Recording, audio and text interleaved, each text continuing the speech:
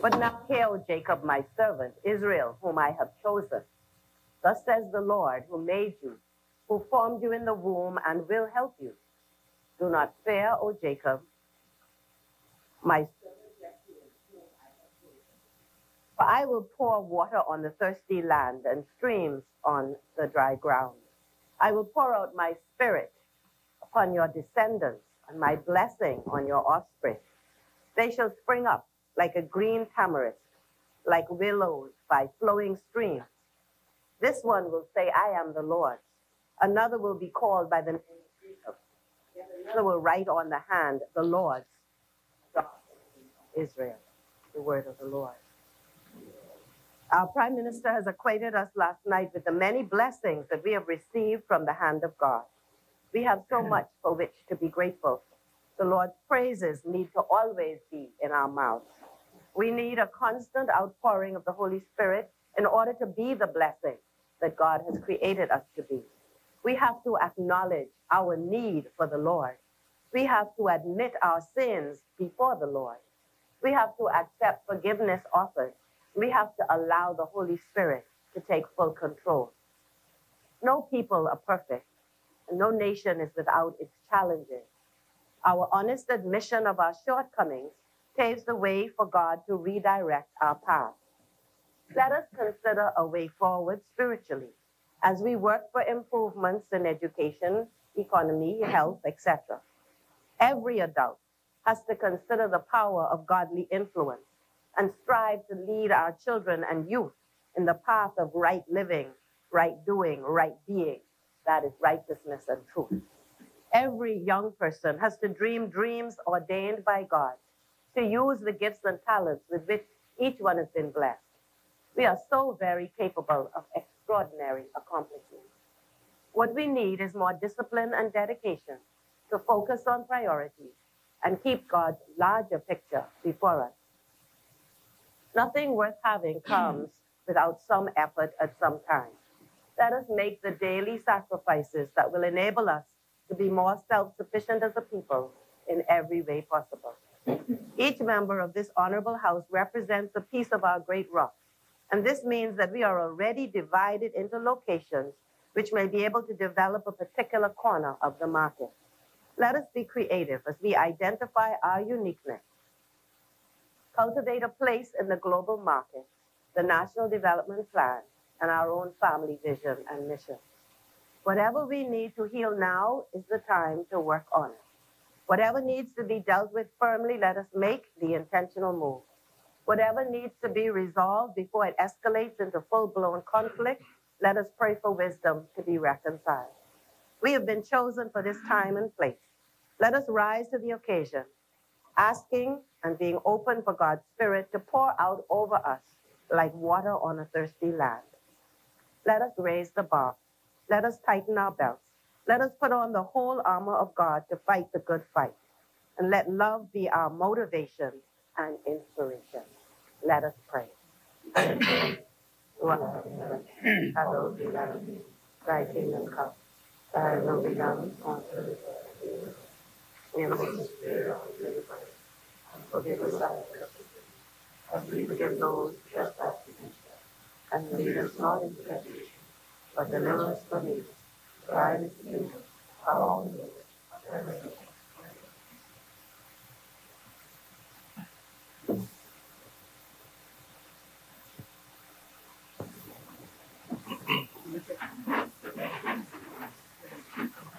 Dr. Hubert Minnis, Peter Turnquist, Brent Simonet, Desmond Bannister, Renwood Wells, Jeffrey Lloyd, Dr. Dwayne Sand, Marvin Dane, Frankie Campbell, Denicio D'Aguila, Michael Pintard, Darren Henfield, Ramal Pereira, Lanisha Rule, Grenville Rule, Ellsworth Johnson, Philip Davis, Vaughn Miller, Patricia Parker Edgecombe, Aram Lewis, Carlton Bolag, James Albrecht, Travis Robinson, Adrian Gibson, Donald Saunders, Frederick McAlpine, Hank Johnson, Mark Hume, Michael Folks, Miriam Reckley Emmanuel, Reese Chipman, Ruben Ramming, Ricky Mackey, Shannon Dawn Cartwright, Chanel Ferguson, Glennis Hannah Martin, Pricewell Forbes, Chester Cooper.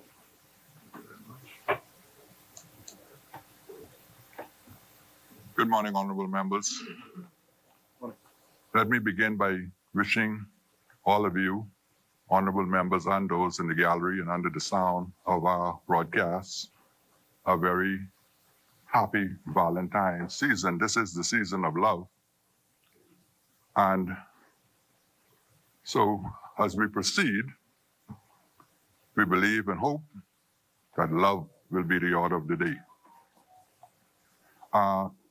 Just before we proceed, late yesterday evening, I received a request from the office of the leader of the official opposition to permit live streaming of his presentation in this chambers today, to which I have acceded.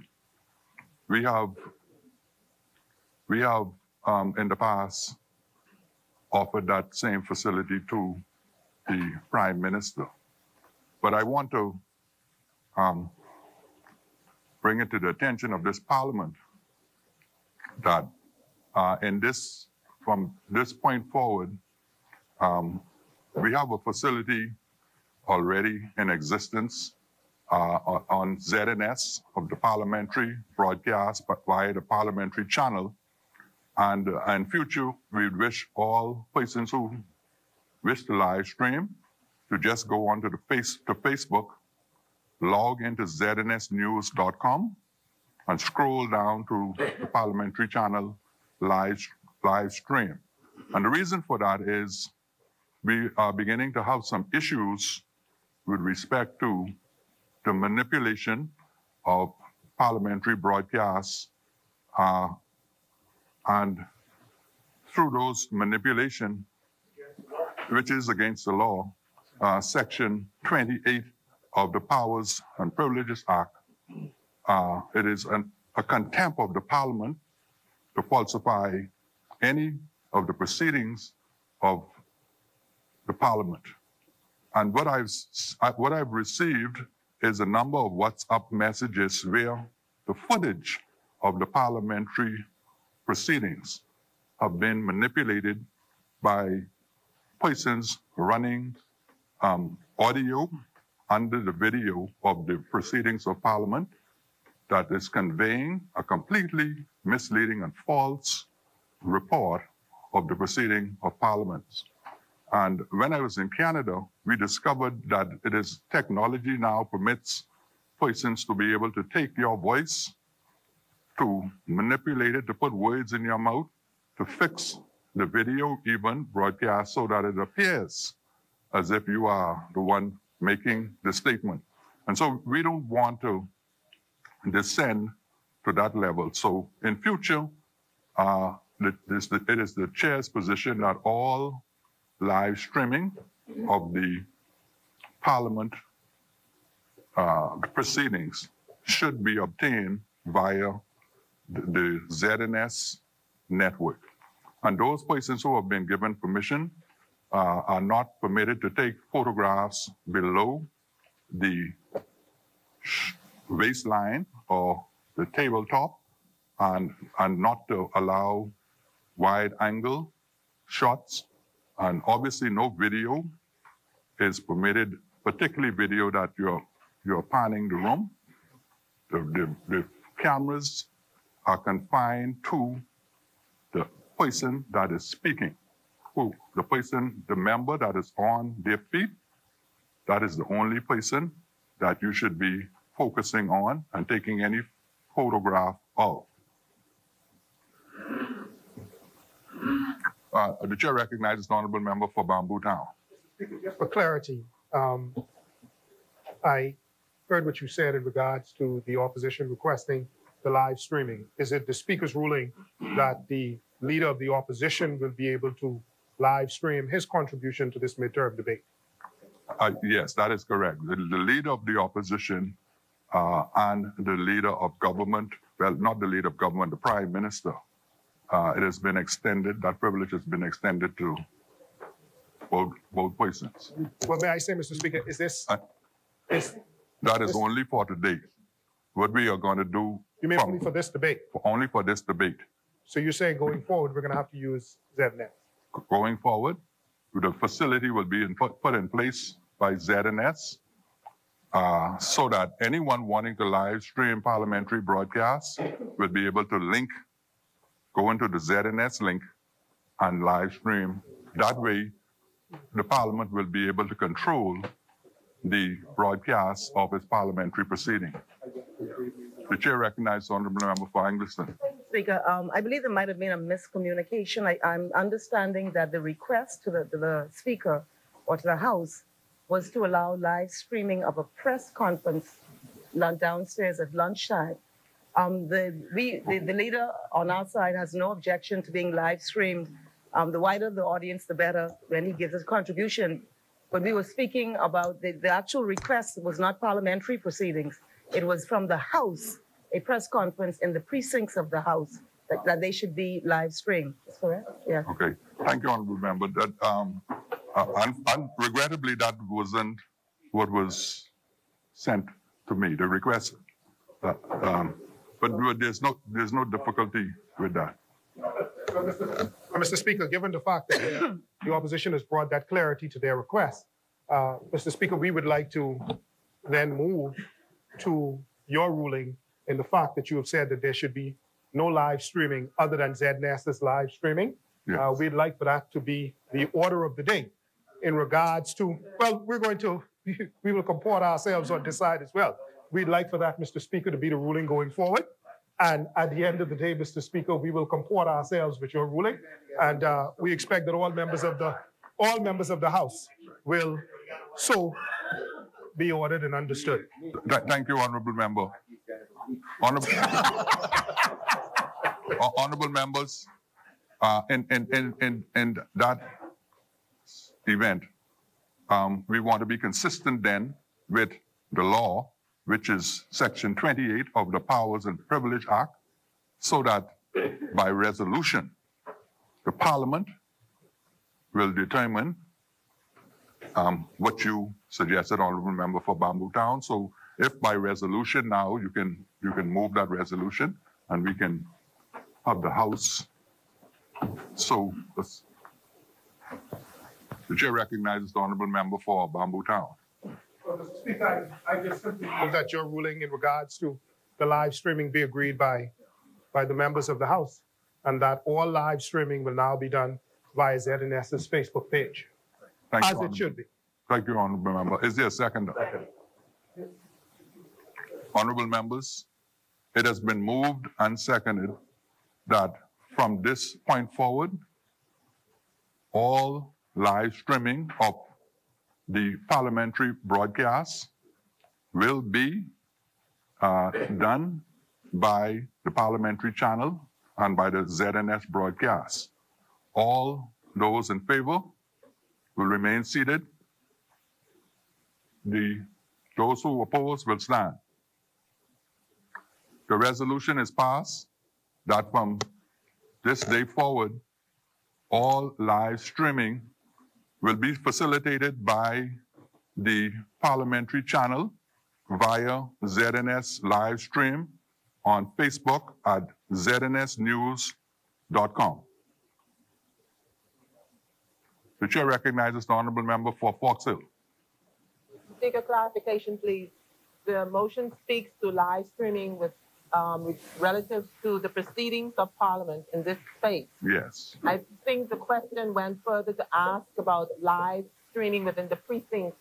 So is that another matter that live streaming can be done from the minority room and from the majority room? Please.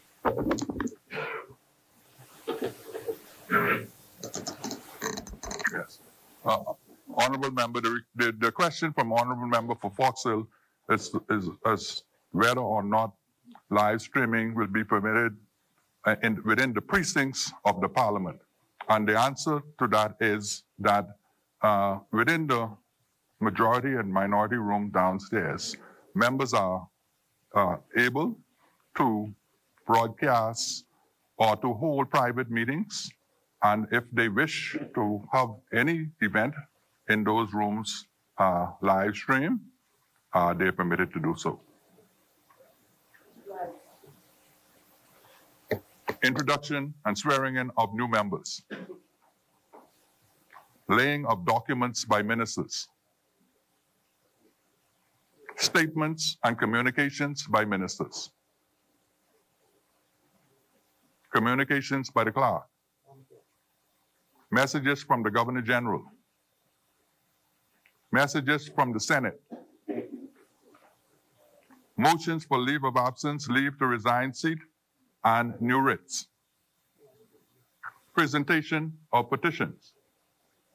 Presentation of reports of committees. Adoption of reports of committees. First reading of bills. Second reading and committal of bills. The chair recognizes the honorable member for East Grand Bahama. Thank you, Mr. Speaker. Mr. Speaker, as I rise to move the second reading of the supplementary budget appropriation bills, I do want to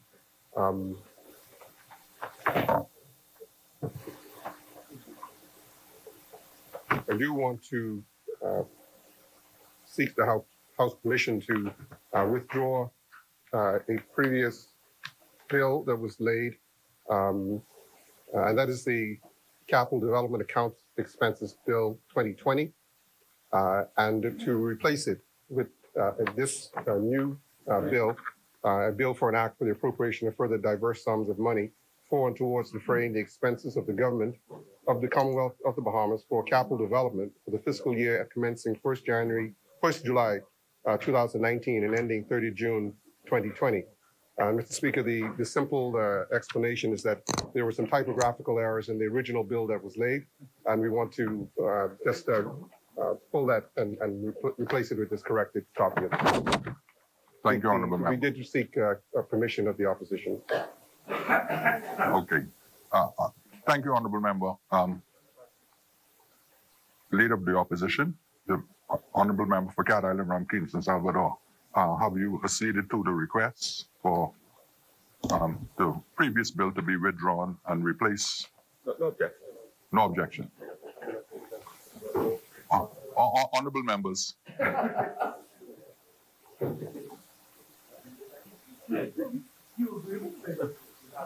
No, I'm reminded that I don't speak for all, you know. I wish to, but perhaps you ought to hear from the independents as well. Thank you. Is there a seconder to the motion for the member for East Grand Bahama? Second. Seconder. Okay. Honorable members, it has been moved and seconded that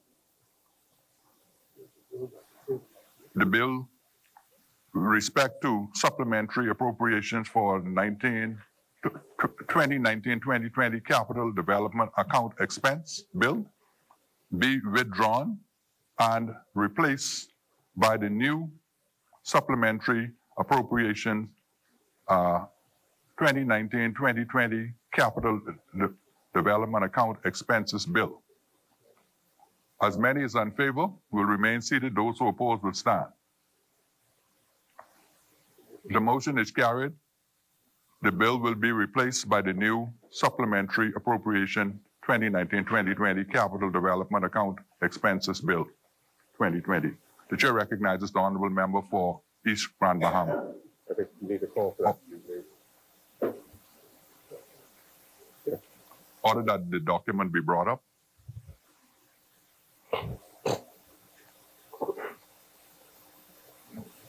Order that the document do lie on the table.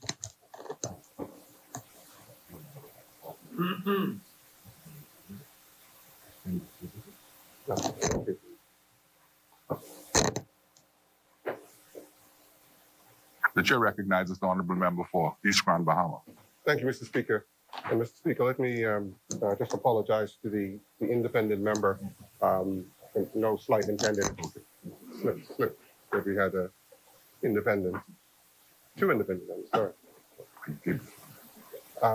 Mr. Speaker,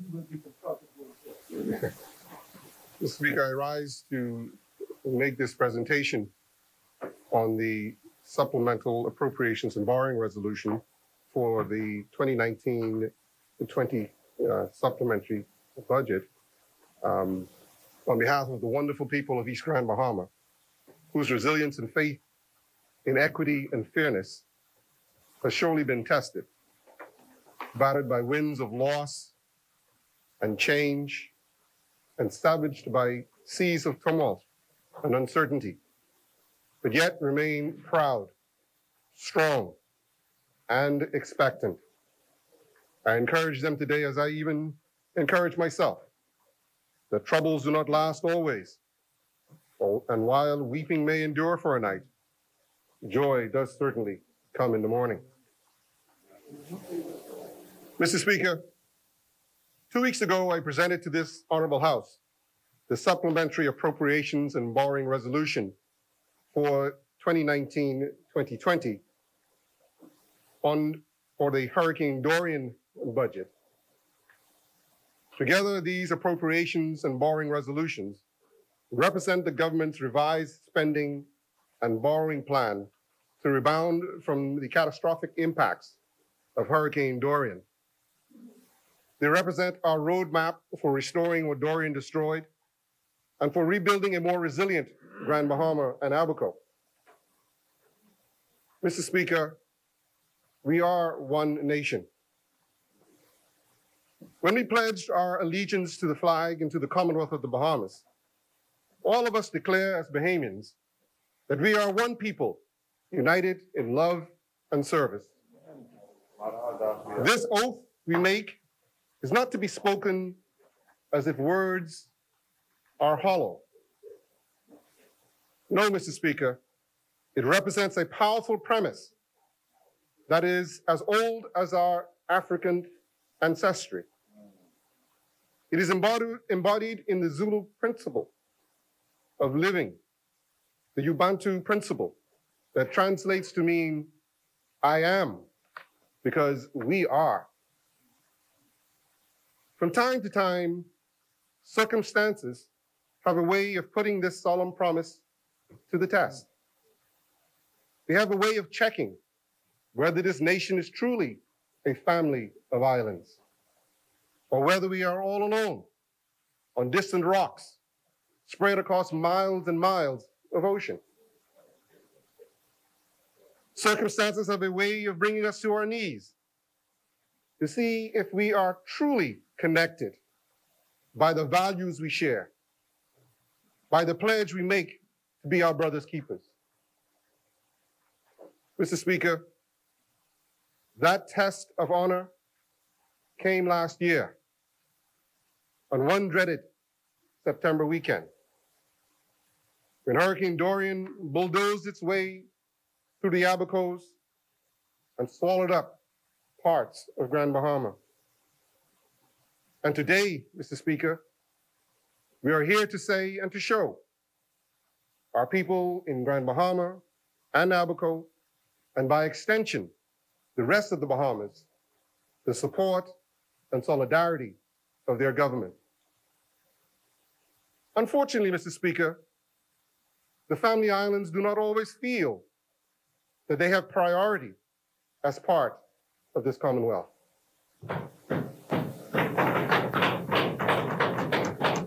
The truth is, sometimes the central government falls short. But today, it's not that day. Today, we declare, when one island suffers, we all suffer. And we will rise to the occasion together. Today, we pledge the full strength and support of the government to make our nation whole again. While we are here to debate the appropriations and borrowing resolution for the 2019-20 supplementary Hurricane Dorian budget, this exercise is about much more than crunching numbers. This budget exercise represents a promise that we will not leave our people behind or turn our backs on Grand Bahama Abaco, or any of our family of islands. Mr. Speaker, as I mentioned in my statement to this House during the laying of the supplementary budget, this hurricane was catastrophic. Make no mistake. It evaporated $3.4 billion in damages, losses, and additional costs. The recovery and restoration costs are of a magnitude unlike any other hurricane this country has ever experienced. In fact, the damages and losses associated with Dorian are larger than those of Hurricane Irma and Hurricane Matthew, and the two prior hurricanes before that combined. It has created a massive challenge that requires a massive response. And as we have assessed, the fiscal costs are unavoidable. Mr. Speaker, this is a supplementary budget that reflects our values. As part of our immediate and long-term plans to support our citizens, we have committed to additional expenditure to strengthen the social safety net for the most vulnerable individuals and the families affected by the storm. This has meant additional investment in safety and security, education and health, shelters and unemployment support. We have allocated $11.4 million towards unemployment benefits to ensure eligible people that lost their jobs due to destruction receive unemployment benefits from the National Insurance Board for an extended period of 26 weeks. This is putting money, Mr. Speaker, in the pockets of storm victims, or as the opposition says, putting money on the ground, helping them to sustain themselves as best as possible while working to restore their lives. Our policies to support individuals and families comes as a necessary cost. Unfortunately, what we have in available resources is significantly less than what we need. Although, counter to our fiscal consolidation objective, borrowing is the only immediate choice we have that is in the best interest of the Bahamian people, given the alternatives. So we are borrowing to lift people from hardship to a path of more sustainable and stable living. The additional borrowing we have requested is not for idle purposes. We are also investing to sustainably rebuild the economies of Grand Bahama and Abaco. The damage and losses to infrastructure alone as a result of Hurricane Dorian is very tangible at over $450 million. It means clinics that are no longer accessible, and therefore parents having to drive miles and miles instead of down the road to attend to a sick child. It means roads that are still impassable or severely damaged. It means water systems that are still not operating properly. The inaccessibility of these services impacts the lives of people, real people. Mr. Speaker, so much work has already been done for the restoration, but we need additional resources to complete the massive task at hand.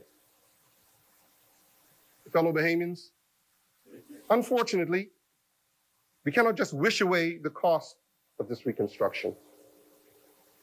We have allocated approximately $214.2 million in capital projects over the next 3 years, because these infrastructure investments are required so that schools, clinics, roads, electrical and water utilities are restored, so that storm victims can rebuild their homes and businesses and get on with their lives as soon as possible.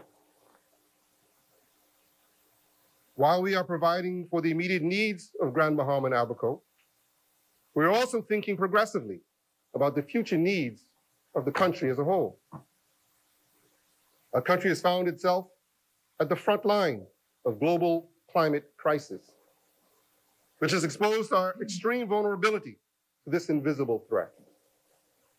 It demands that we make strategic, long-term investments that build even more resilient communities, benefiting us now and in the future.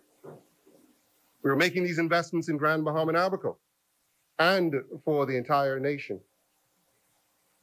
Mr. Speaker, we have also implemented several fiscal policies to make the process of restarting a business and rebuilding a home easier, cheaper, and faster.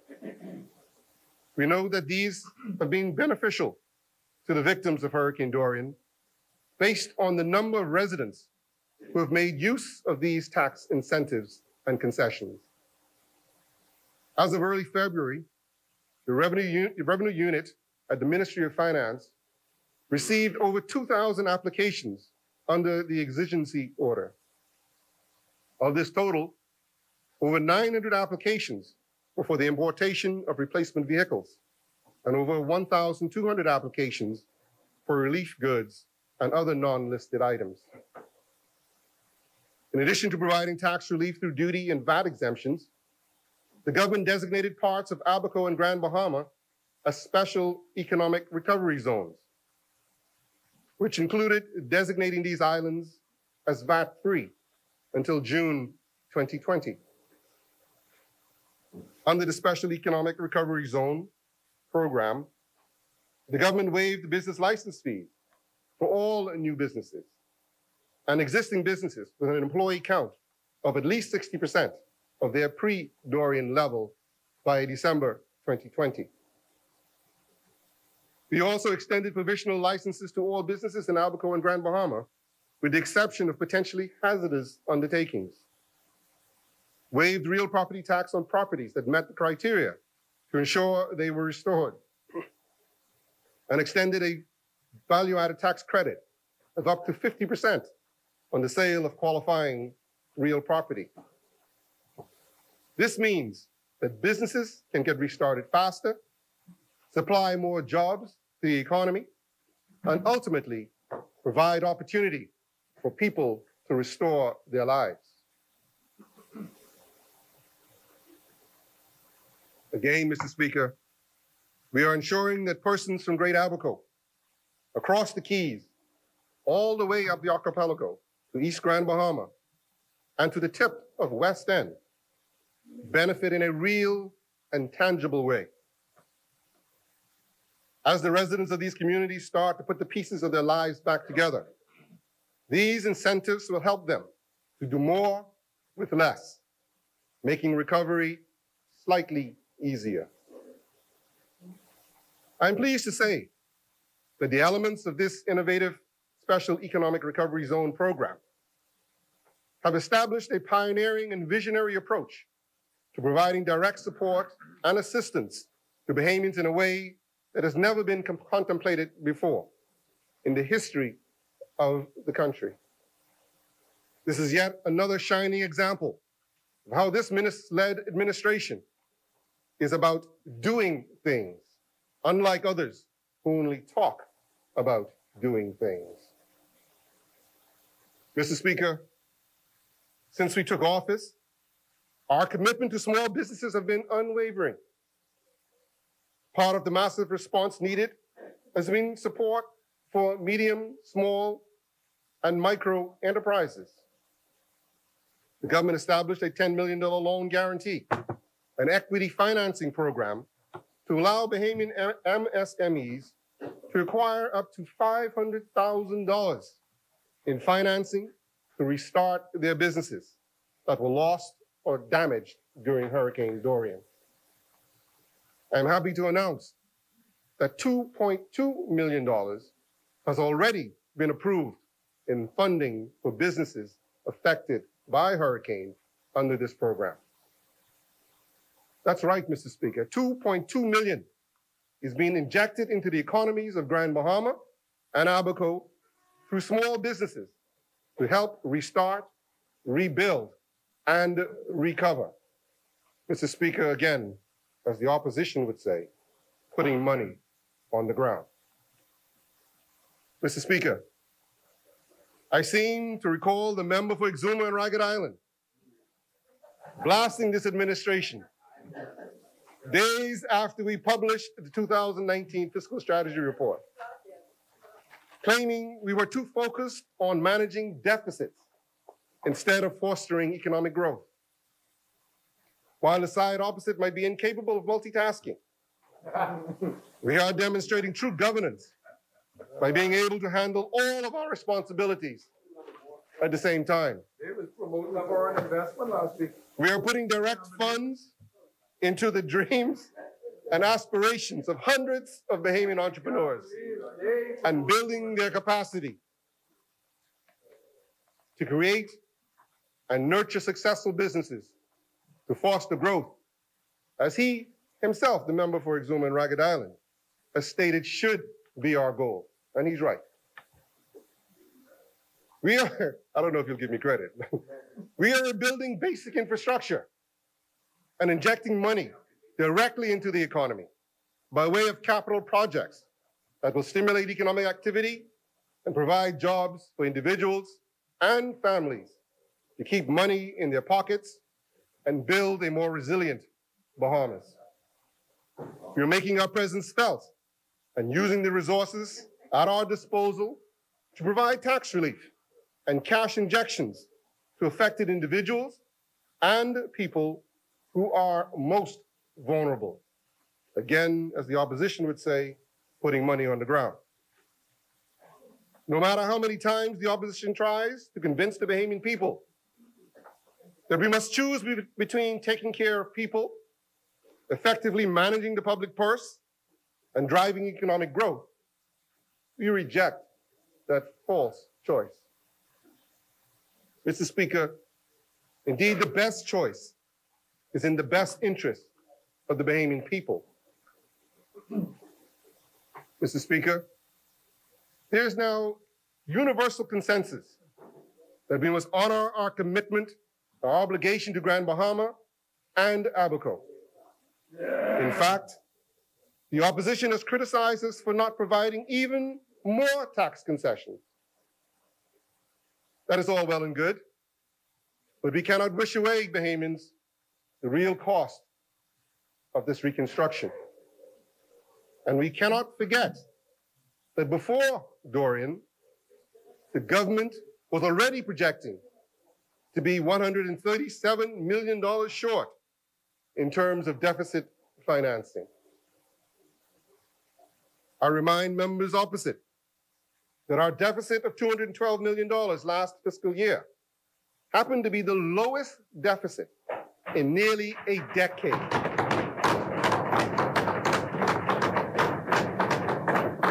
Thanks to our ability to develop and follow through on effective budgetary management. As much as we have been proud of our success to date with fiscal consolidation, our efforts, unfortunately, were no match for the ferocity of Hurricane Dorian. The efforts have helped us to be in a better position, but they were not enough to mitigate the full impact of this unprecedented storm. Our tabling to Parliament and the Bahamian people of a supplementary Hurricane Dorian budget presents the fact of all hurricane-related expenditure and shows the revised budgetary estimates for the remainder of 2019-2020. It shows that $232.6 million in revenue losses as a result of tax revenue loss and foregone. It shows the $182.7 million in new Hurricane Dorian expenditure. It shows the $119.9 million in liabilities deferred by previous governments. It shows the $5.5 million in new interest charges as a result of our new debt.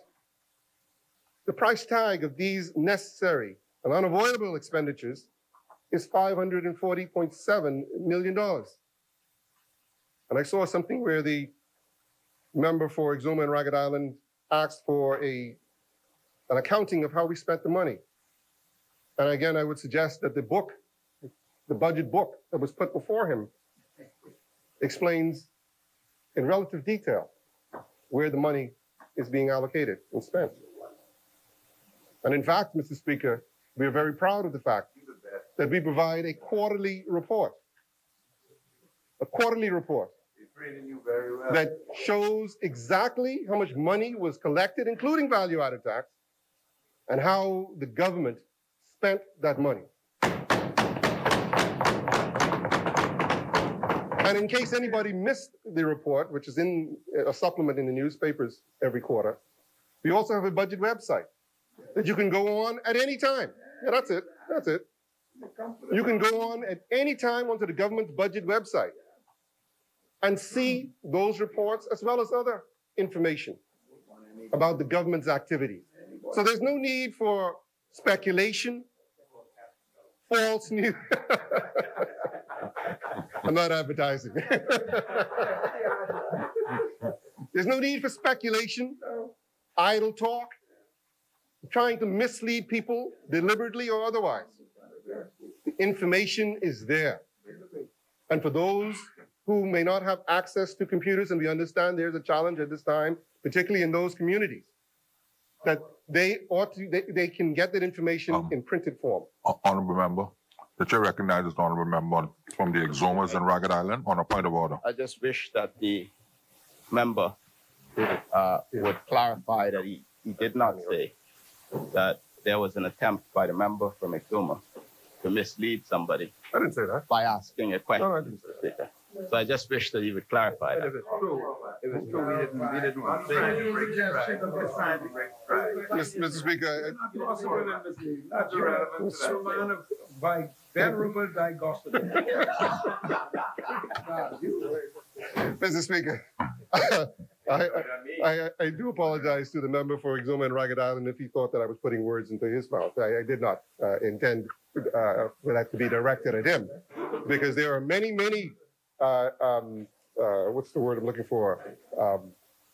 People who acting on behalf of individuals and entities and groups, agents of groups that put out these misleading statements that are unfortunate and are certainly not helpful in the national discussion on the significant challenges that we face as a country. So again, there's no need for speculation. You can go to the government's website, budget website, and see everything that you need to see in respect to how the government spends its money, how it makes its money, and how it allocates. Mr. Speaker, we are not obscuring or hiding the fact that some of the expenses in our revised estimates are targeted at other critical government priorities. These are important policy commitments that we felt merited immediate consideration.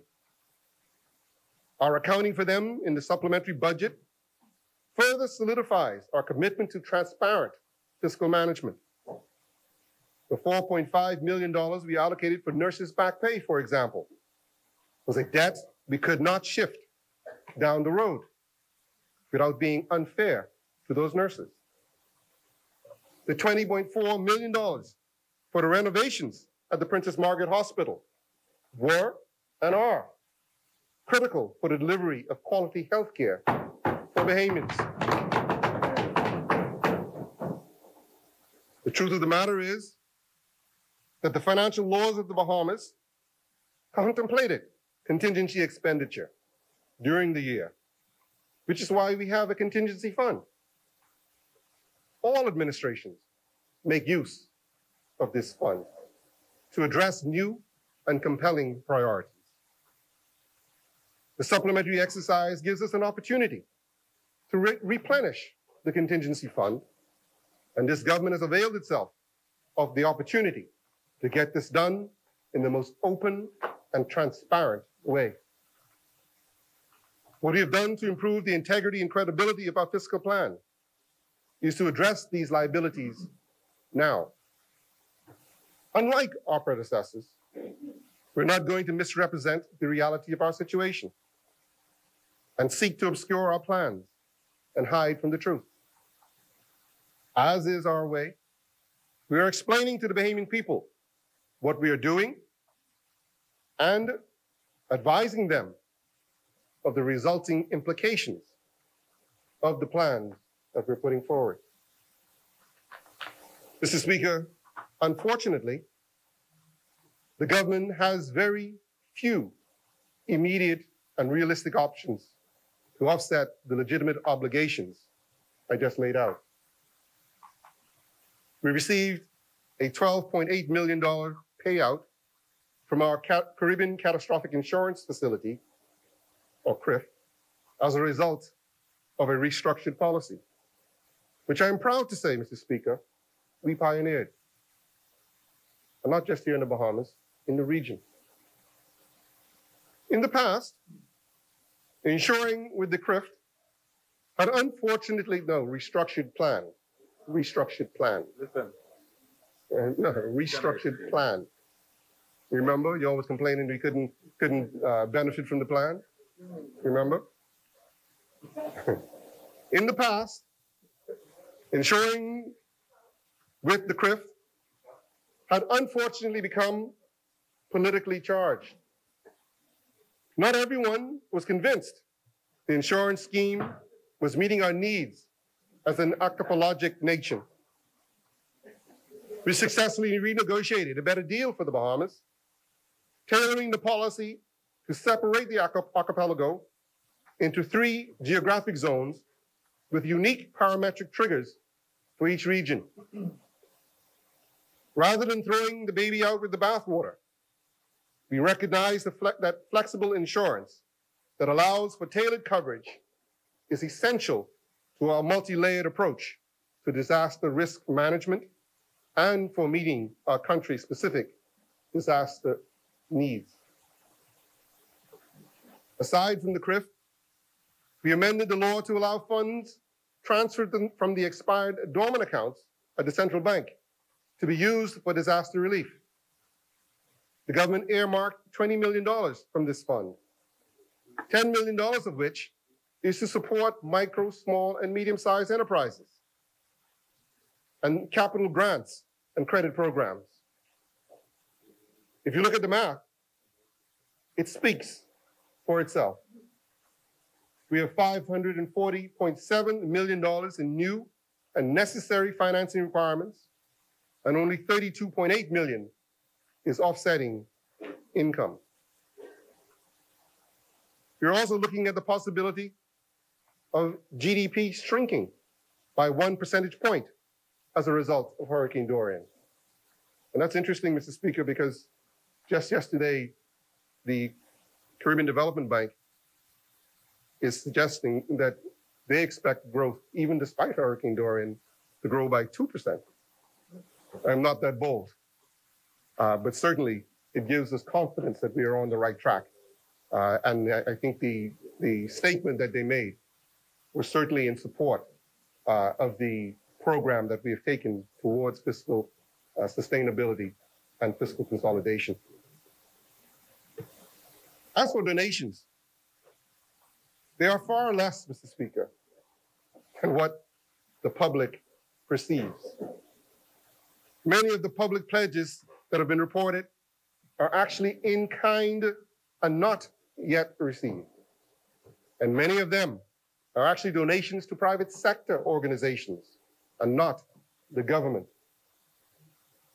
According to data from the National Emergency Agency, NEMA, which receives donations on behalf of the government, as of January 31st, 2020, approximately $9.4 million was received as actual cash donations, and another $2.8 million in kind. And I think it has gone up since then because it does not include the proceeds from the pledge conference and other in-kind donations from states in particular. While this is certainly appreciated and has helped to cover the costs associated with the acquisition of recreation vehicles for volunteers and staff that are on the ground working in Abaco and Grand Bahama, as well as with temporary dome structures that are currently being erected in Spring City, Abaco, it simply is not enough to cover the great cost of recovery from Hurricane Dorian. When you compare $9 million in donated funding to cover over $400 million in Dorian expenses and revenue losses, it is plain to see that our own resources are not enough for this massive response. Mr. Speaker, faced with this reality, the government decided that it will not impose additional taxes on Bahamians to cover the cost of the recovery. More taxes could slow down the already strained economy as people would consume less given the need to pay more in taxes. Although we have a large budget gap to close in the immediate term, this is just not a viable option. Therefore, Mr. Speaker, as I've said many times, the government will not be increasing taxes.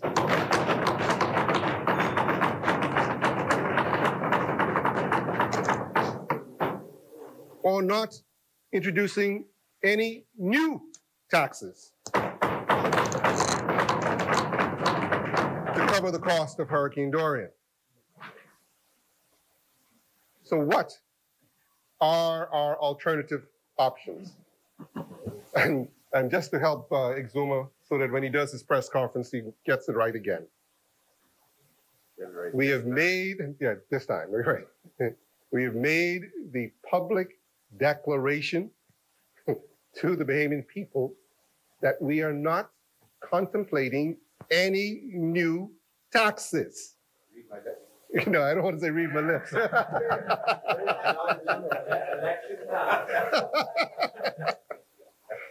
But I don't know how to make that any clearer, Mr. Speaker.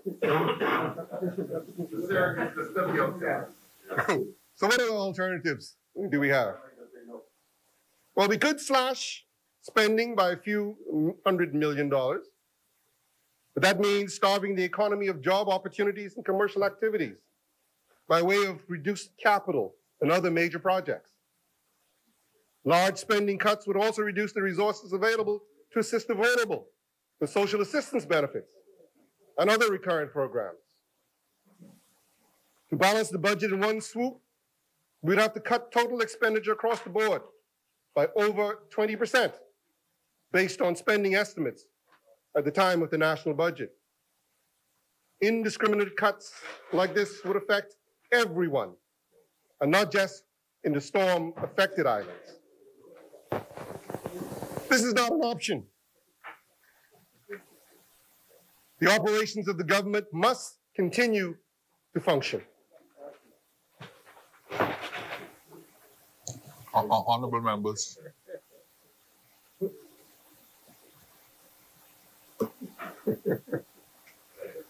Again, the government realized that an economy of our size facing a $3 billion hit would be further impacted negatively by massive cutbacks in public expenditure.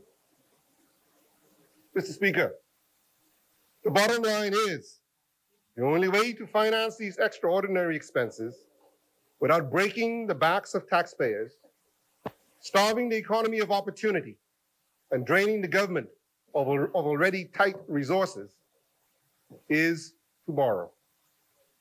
But only to do so consistent with an articulated plan to bring the budget back in line over the medium term.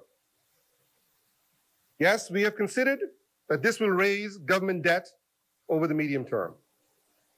However, as you can see from the fiscal adjustment plan laid out in our 2019 fiscal strategy report, we have cautiously considered how best to manage the debt over the next 5 years in an effort to reduce the debt ratio to no more than 50% of GDP over the next 10 years, as prescribed by the Fiscal Responsibility Act, 2018.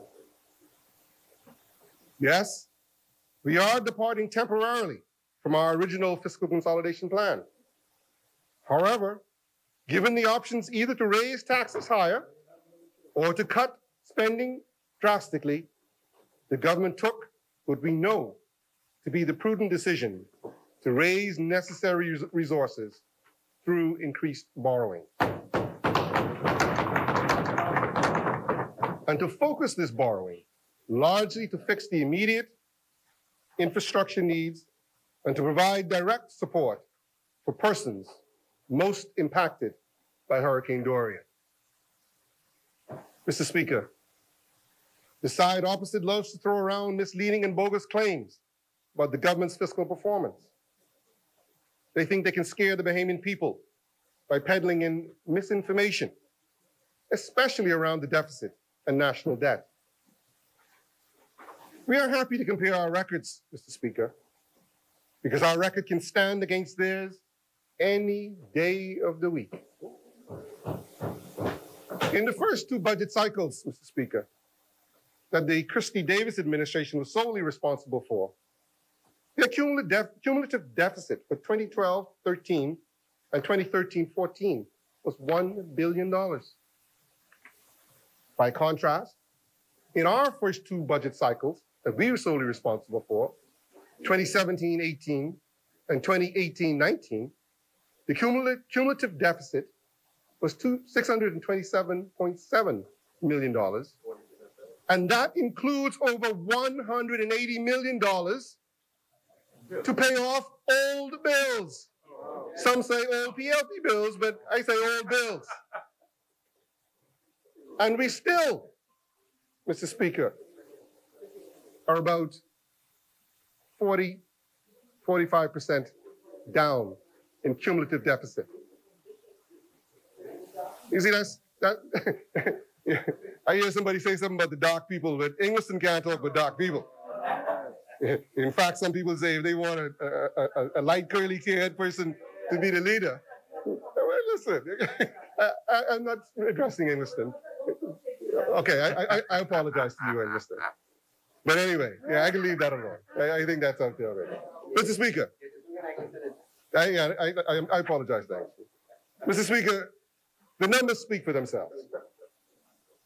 They added $1 billion to the national debt in 2 years to cover their deficit shortfalls, while we were able to reduce this amount by over $400 million because of our effective fiscal consolidation strategy. Yeah.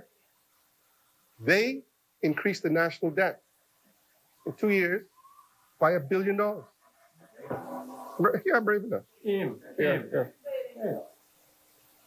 While we were able to reduce the amount of the deficit by almost $400 million. The deficit, because of our fiscal discipline.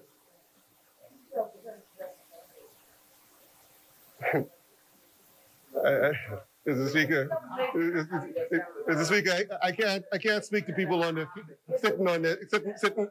sitting from their chair. But anyway, Mr. Speaker, there are no experts on fiscal propriety and honesty. I hate having to waste time, Mr. Speaker, to bring up their record. But as long as they insist on spreading falsehoods, I will persist in reminding them and reminding the world about their unforgivable performance as stewards of the people's money. The members opposite are masters of projection. They think we don't have a plan. Well, that is because they are unfamiliar with planning. They claim we are borrowing by the billions. But that is because they are masters of fiscal mismanagement. While they've been talking, it is actually.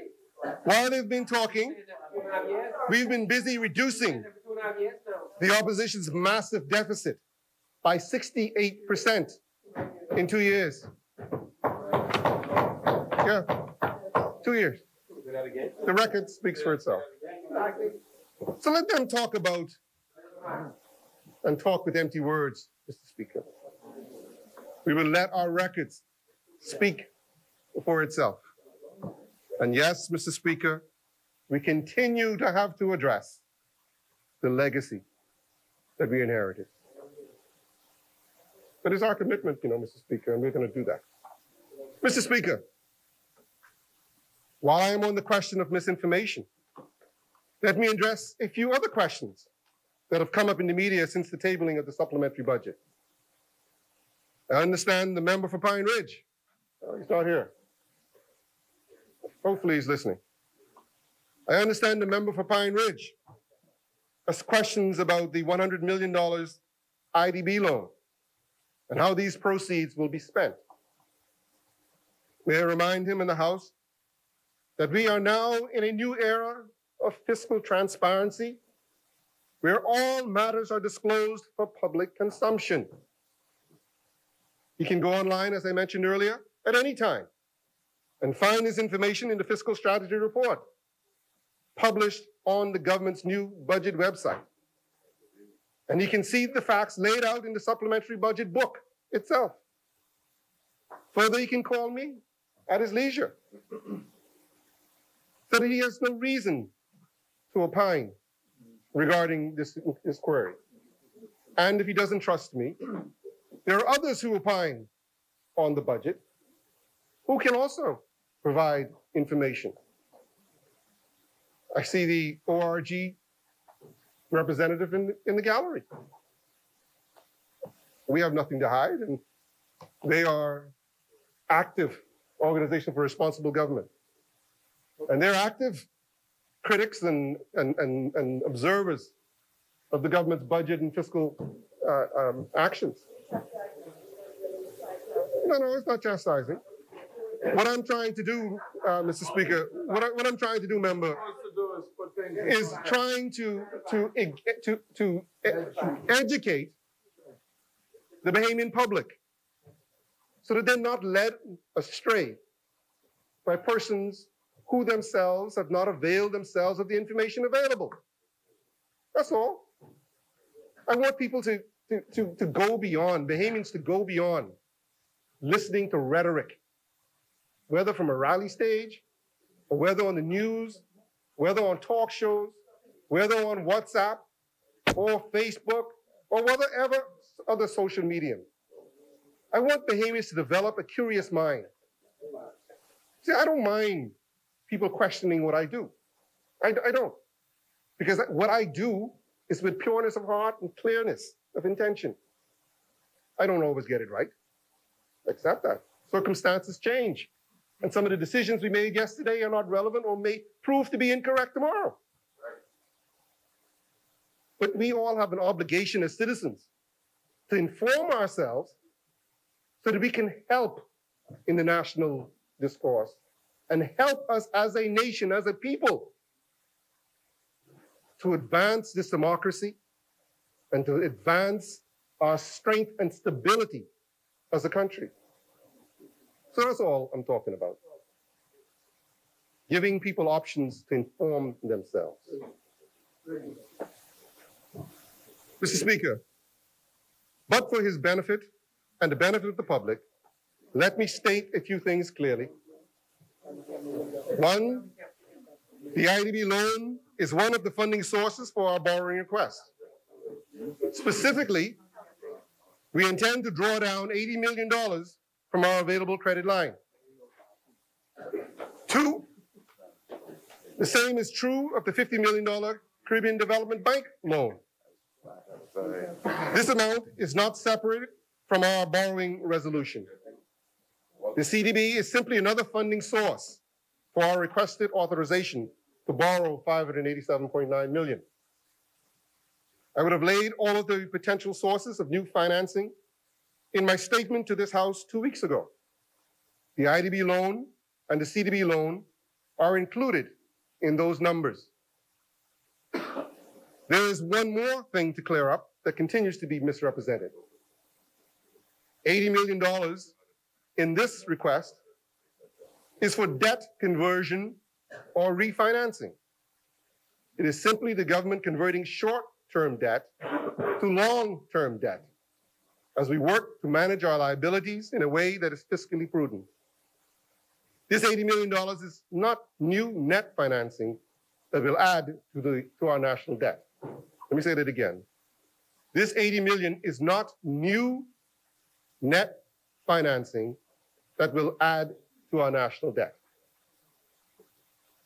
Mr. Speaker, given the conduct of past administrations, Bahamians have a legitimate reason to be concerned about our fiscal recklessness and to be questioning about the conduct of our fiscal operations. The last time the country had a $600+ million deficit, it was because the side opposite had set us on a path to fiscal ruin. I heard somebody talk about fiscal cliff. For all their bluster, their track record on the subject of fiscal responsibility is only a quick Google search away. We do things decidedly different, Mr. Speaker, on this side, and should not be confused with that other side. Mr. Speaker, we will not use this disaster to abandon the principles of fiscal responsibility that we signed on to. We have a proven track record of responsible fiscal management. We have a clearly articulated fiscal strategy, and we have a fiscal consolidation plan to guide us back towards our legally mandated targets. As I mentioned earlier, since our coming to office, we reduced the massive deficit left by the former administration by 68% in just 2 years. We reduced the massive deficit by 68% in just 2 years. It's a lot of I gotta follow you. Correspondingly, the deficit ratio declined from 5.5% to 1.7% over that 2-year period. In the span of one fiscal year, this administration slowed the growth of debt by a full percentage point on account of its use of fiscal discipline. That's worth repeating again, Mr. Speaker. In the span of one fiscal year, this administration slowed the growth of debt by a full percentage point on account of its use of fiscal discipline. The truth, Mr. Speaker, is that the Bahamian people know that the minister-led government has done the hard work and exhibited the political fortitude to fix our fiscal situation. The Bahamian people now get annual fiscal strategy reports. They get comprehensive quarterly budget reports. They can go to the government budget website day or night and read for themselves how their tax dollars are being spent. Remember, it's the opposition, Mr. Speaker, that opposed the fiscal strategy report. The council impaneled to review and comment on the government's fiscal plan. Mr. Speaker, some would say that this is a clear sign of their intent to return to secret and unrestrained fiscal practices.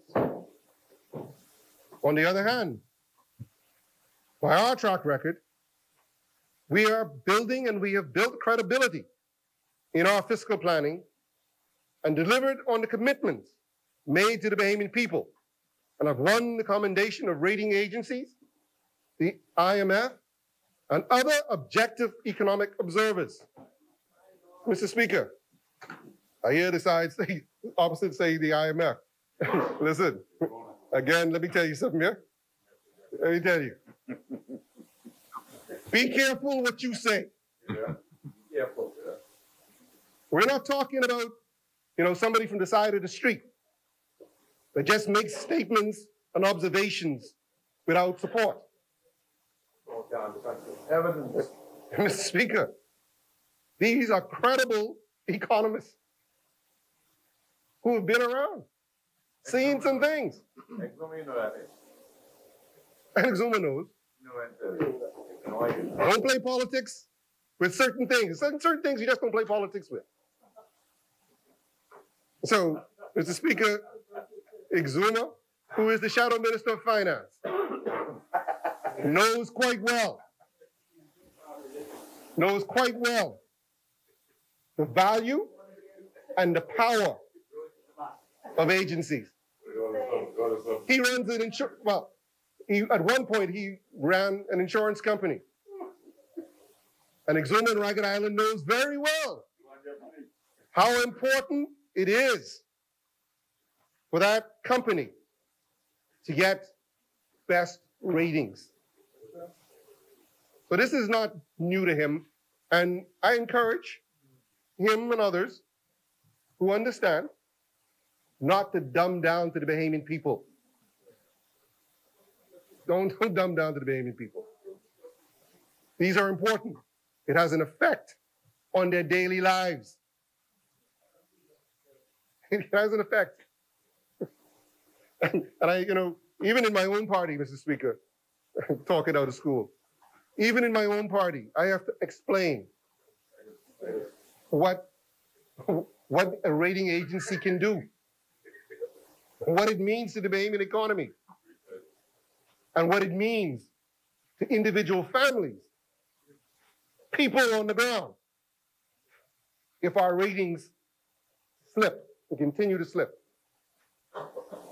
So I would only say to the Shadow Minister of Finance, me and you, we have an obligation. Be right here. We have an obligation.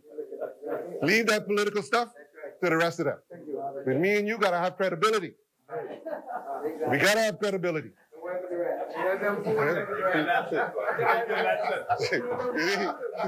People could talk politics all day.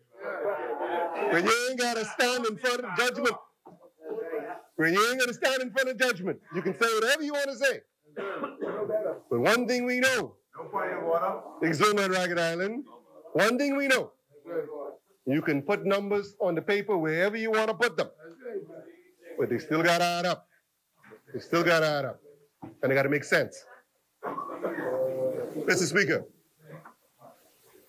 we have not proposed these changes without a plan to get back on track with our fiscal consolidation strategy.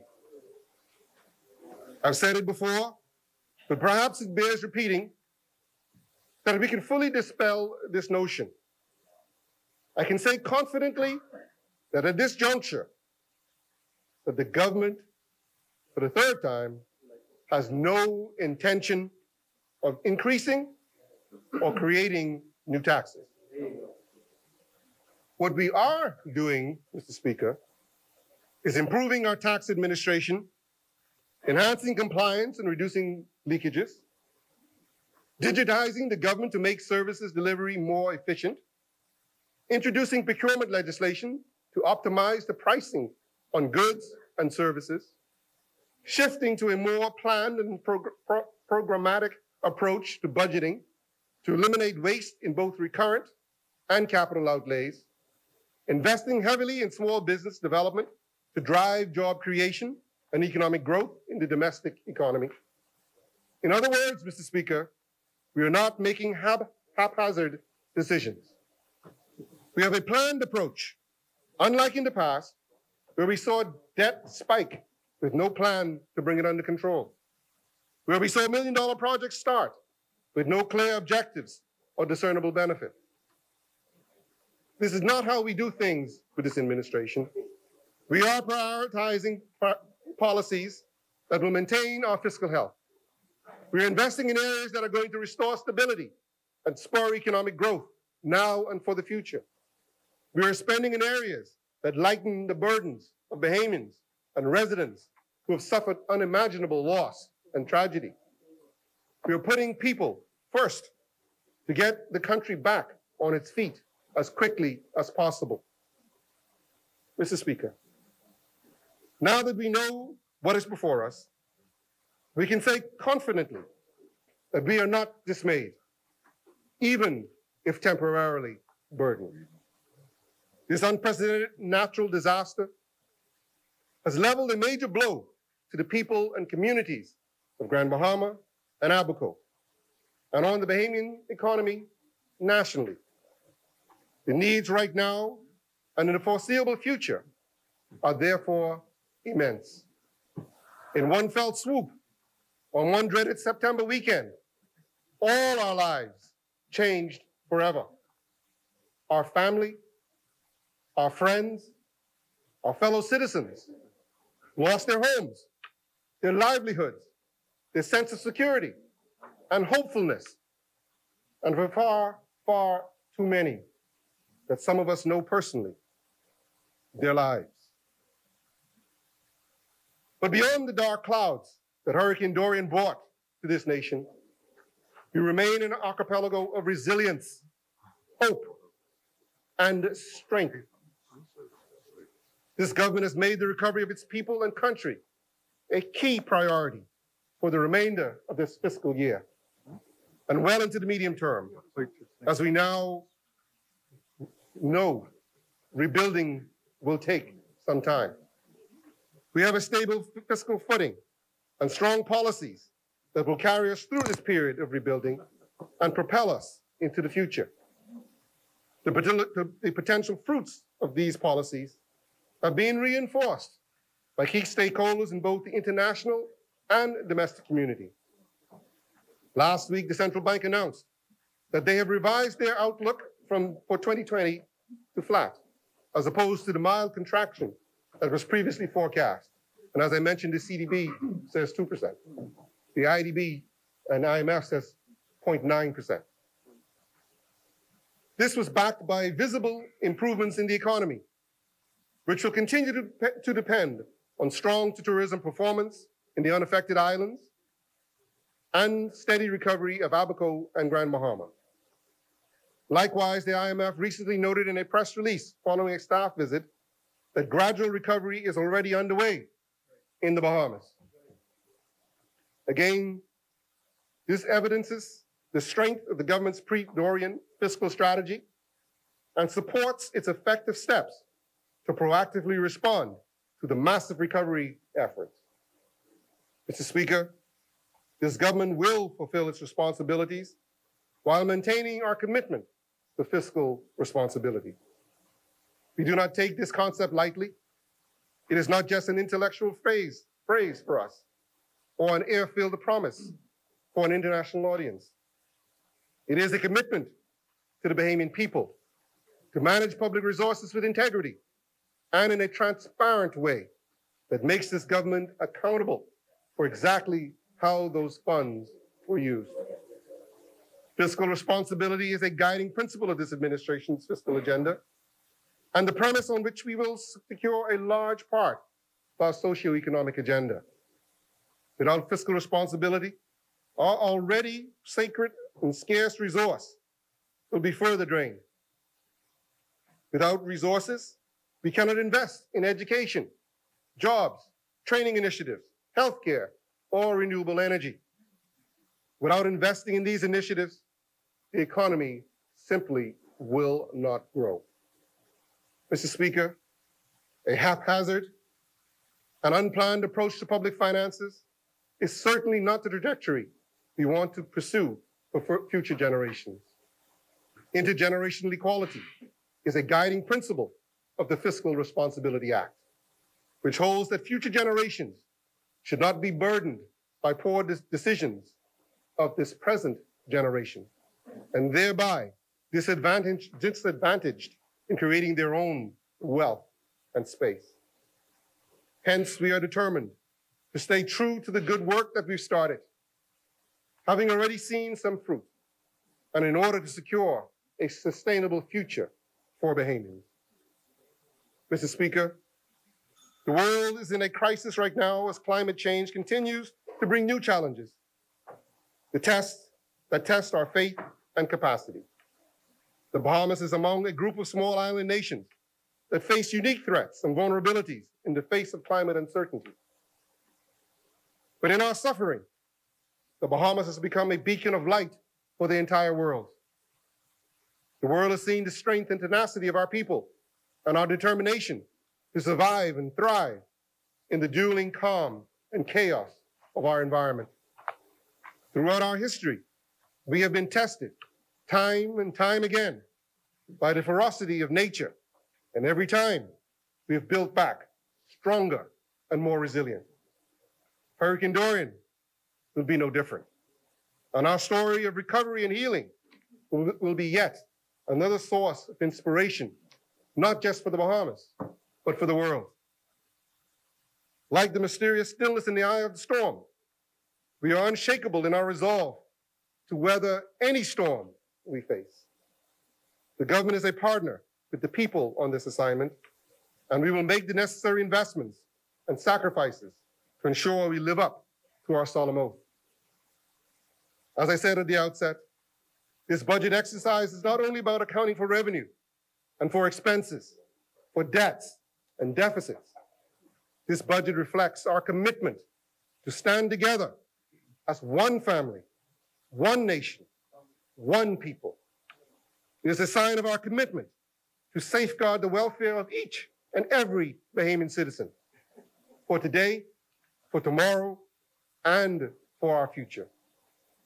Mr. Speaker, I thank you for your attention, and we look forward to an interesting and fruitful debate. Thank you, Mr. Speaker. Thank you, Honourable Member.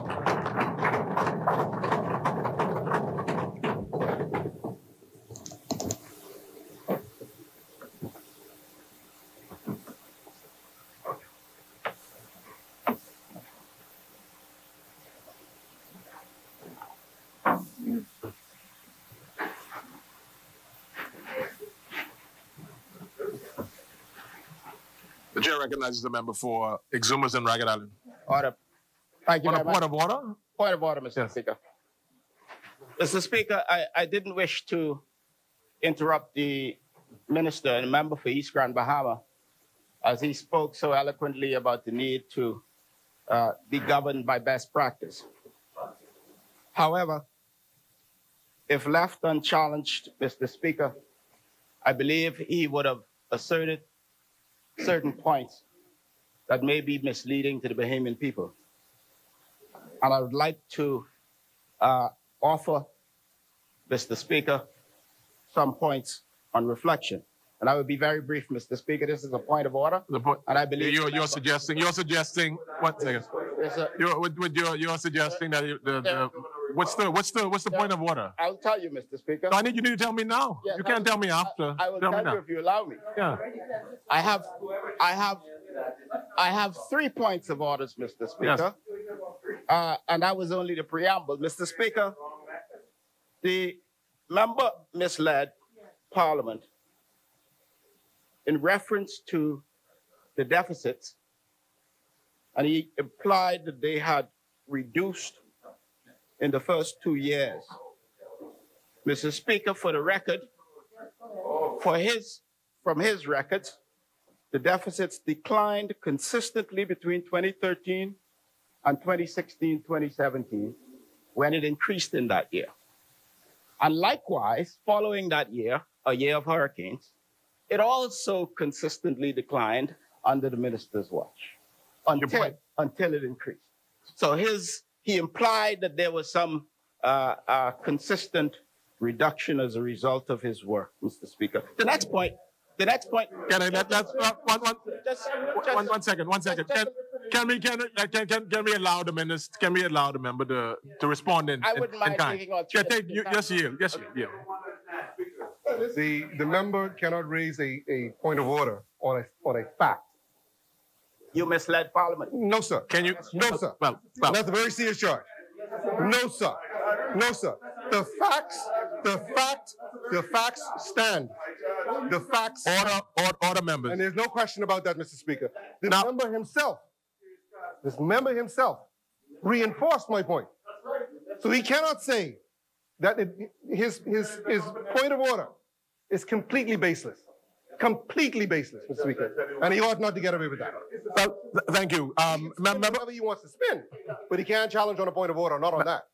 Member for Exumas and Ragged Island, you're alleging that the member for East Grand Bahama misled on 3 occasions. Now you made it. Are you able to substantiate that? You just made a statement. You just said that. I did, Mr. Speaker. The member is saying I'm hearing a lot of noise, Mr. Speaker. But I want to hear your question, Mr. Speaker. The member obviously is suggesting that your information is in fact incorrect. Right. And are you able to substantiate the? You have a yes, Mr. Speaker. Yes, Mr. Speaker. Yes, Mr. Speaker. According to the minister's estimates, as laid out in the budget report, as laid out in his estimates, Mr. Speaker, it validates the point that deficits between 2013 2016 consistently reduced, and it increased in 2016 2017 to 661 million, and that happened to be the year of the hurricanes. Again, Mr. Speaker, I point out that it then continued to reduce under the watch of the minister until it increased again. What he said, though, was not consistent with that. My second point, Mr. Speaker, the minister on his feet implied, again, using selective statistics, indicated that national debt reduced over a 2-year period. His estimates indicate that national debt increased consistently over the past 10 years. That's your second point. We can do this at the same time. And finally, Mr. No. I want the minister, the member to read it. The chair recognizes East Grand Bahama. Thank you, Mr. Speaker. Mr. Speaker, I never said in my speech that the deficit had been reduced. Never. What I did say is to reduce the growth of the deficit. Okay? The growth of the debt, Sorry, the growth of the debt. Okay? No, Mr. Speaker. So this is an abuse, Mr. Speaker. Yes. Right? Well, because he is trying to give it. One second, Mr. Speaker. The member is trying to throw in a rebuttal and have a side debate, a cheat debate, if you will, on facts, Mr. Speaker. You can't spin the facts. If I misled, then you have to say I misled. You can't say that I implied. You can't say that. But, Mr. Speaker, he has a contribution coming up. He can make all these points. Appreciate it. Exuma, on that point, though. On that point, you're making points of order. And in your own words, you're saying that the member of the East Grand Bahama has implied, and it seems, as he has rightfully said, in my view, this chair's view, that you're rebutting or responding to the things that you think he said. And for example, he just reiterated what he said.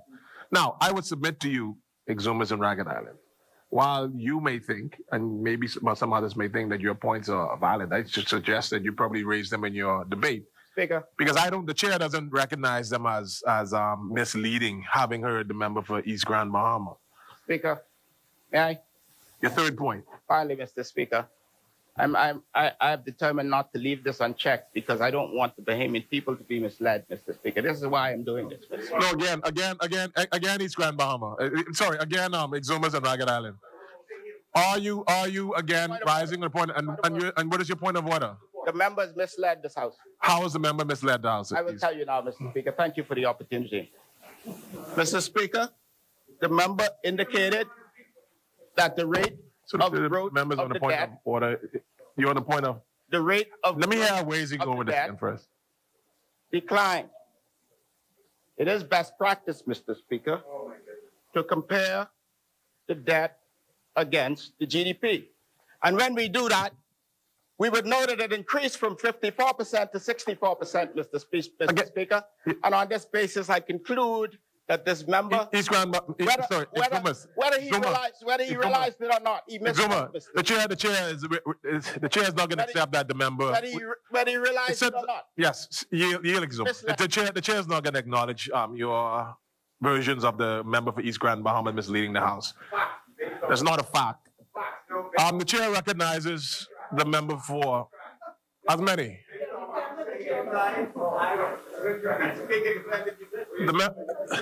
The chair recognizes the member for, she said this right, Central Grand Bahama. Thank you, Mr. Deputy. And as the speaker alluded to earlier, this is the month of love. Love conquers all. Yeah.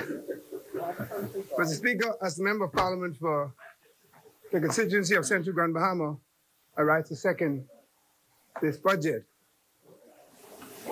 and to comment on its impact, being mindful of Hurricane Dorian on the economic and social development of the Bahamas. Mr. Deputy, as this Honorable House will be aware, as a prelude to my remarks, I often extend my sincere gratitude to the people of Central Grand Bahama, whose support has been relentless, encouraging, and equally important. The creation of a mesh relationship that is subjective to productive activities in the great constituency of Central Grand Bahama. Mr. Speaker, it is in this regard that I once again reiterate my profound appreciation to the people of Central Grand Bahama. And while I'm on my feet, I would like to wish my mother and all of those sick and shut-in who may be in hospital speedy recovery, and all those who are going through sorrow's valley as a result of losing loved ones. My prayers and thoughts are with you. Mr. Deputy, during the last sitting of this House, and just a few heated minutes ago, my colleague from the constituency of East Grand Bahama, who also served as the Ministry of Finance for the Commonwealth of the Bahamas, presented eloquent remarks on the current state of the Bahamian economy with respect to government intervention. Notwithstanding, I have been given the dubious task of being the second Member of Parliament to endorse my colleague's remarks. Let me say that I assume this role with distinction and wish merely to state without conviction that the level of transparency and veracity of the information provided by the Honourable Member from East Grand Bahama is so comprehensive that initially the member for Exuma was even cheering for him. But of course, you know, I sense telepathically that, you know, he's going to be challenged to commend the Ministry of Finance for its comparative elucidation on where this country should have been, but in the aftermath of Hurricane Dorian, where we are going and how we intend to meet our objectives with additional sources of financing. Mr. Deputy, I say to my colleague from East Grand Bahama and the staff at the Ministry of Finance, well done. And if I was in church today, I would hear, amen.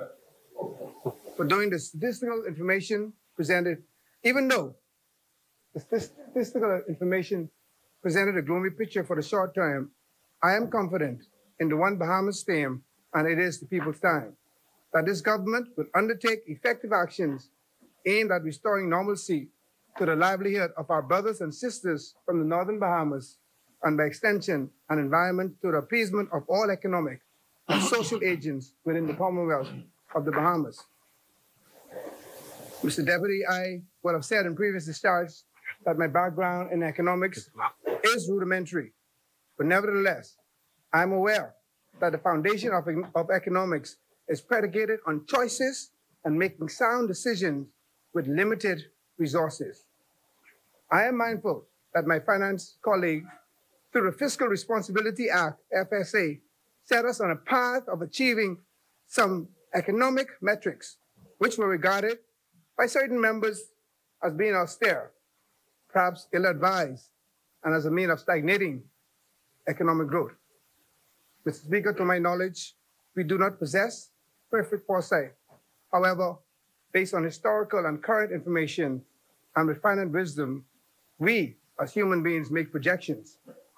Hence, the presentation of the 2019-2020 budget estimates in Parliament, while resources were allocated to address the impact of natural disaster, I note with emphasis that no member in this Parliament could have envisaged the devastation from Hurricane Dorian to the islands and keys of the Northern Bahamas when the current budget estimate was debated in Parliament in May 2019. Mr. Speaker, The austere measures provided a level of fiscal space where the requisite borrowing needs to address current economic challenges may have exceeded and created a more damning impact to economic indicators than the current supplementary request of approximately 500 million. We would have been in much bigger trouble. Mr. Speaker, we are at a crossroad and assuming a modus operandi of being constant and most certainly not an option of this government.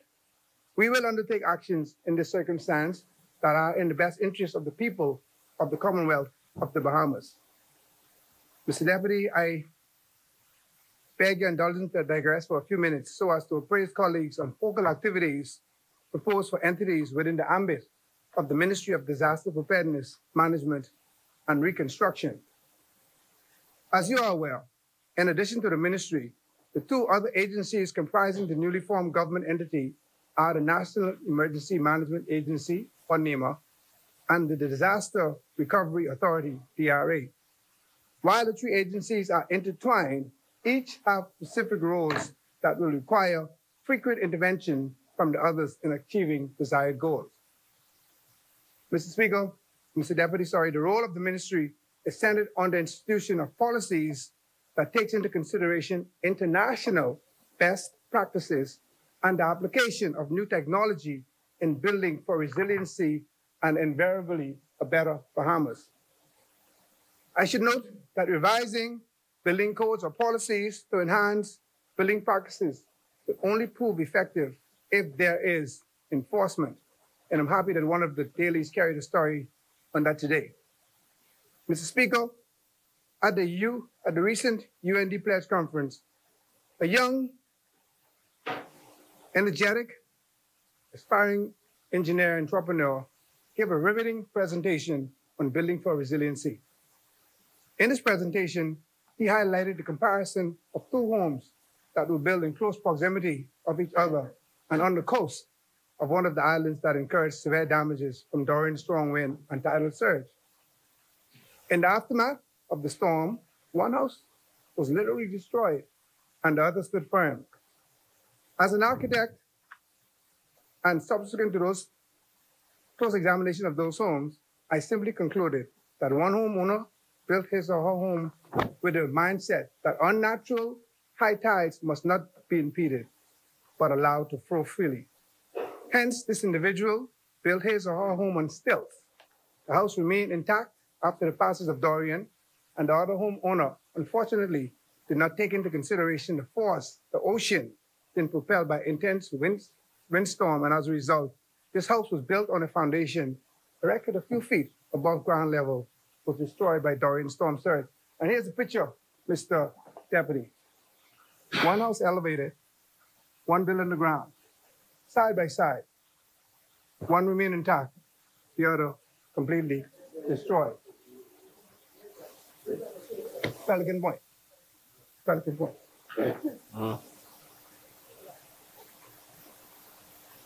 Mr. Speaker, on several occasions, I met with architects, engineers, and contractors, or better known as AC. In fact, several persons from this specialized field comprised a delegation that traveled with me to view the damages on the island of Abaco and Grand Bahama. The results from the professional team cursory assessment was rather stunning, as the majority of homes destroyed by the winds revealed extensive breaches and lack of enforcement to building codes. Mr. Speaker, in going forward, such practices will not be tolerated as industry practitioners are in support of convening thematic group sessions to review the building code with the aim of recommending, where necessary, new approaches to building in conventional areas and introduce more stringent policies when building in coastal or areas prone to flooding. Mr. Deputy, I wish to present this House with a few examples and provide brief explanation on building proposals that my ministry intends to introduce in the coming months to support the view of building for resiliency and invariably a better Bahamas. Now, Mr. Deputy, what I'm holding in my hand is a hurricane clip. This hurricane clip has 12 holes. these holes are not for beauty. These holes are for nails. Go in to anchor the truss down to the bell course. In most cases, instead of putting in 12, they try to put in 4, put in 5, certainly not the required amount. It's almost like a bus mechanic when, they take an engine down, and when they put it back together, you have a whole bucket full of enough to say, oh, the engine don't need that. These holes are for anchoring the roof. This here is a hurricane strap. The concrete construction, this goes into the cement bell course, wraps over the truss system, 17 holes. We should not be putting 5 or 6 nails into these. Put 17 holes full of nails to anchor. 17 nails in these holes to anchor the truss, the roof down to the bell course. Once the roof is compromised, it's all over. Back in the days, we had corrugated nails with a lot of friction on it, rough nails. When you put them into the plywood, the friction held the plywood down onto the truss system.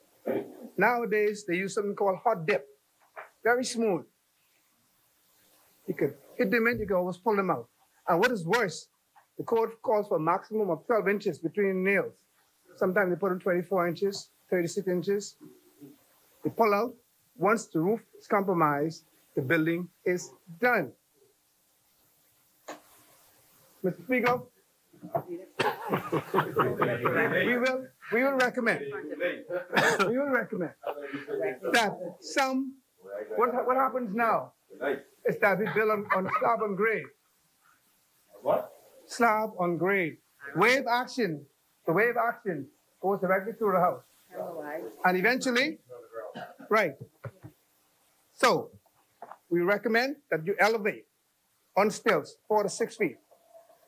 The wave goes under the house, as was shown in the picture. The structure remains intact. The impact that the wave have on the house here certainly doesn't happen once they are on stilts. Thank you.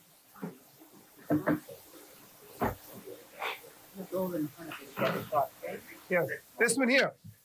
What happens in Grand Bahama, in Hudson area, by the code, it states that electrical outlet plugs should be a minimum of 12 inches above the floor level. If you are building elevated, 36 to 48 inches. So that in the event that there's flooding, you won't have any electrical fires or damage to the electrical system. So we recommend that you elevate the plugs from 12 inches to at least 36 inches above the ground.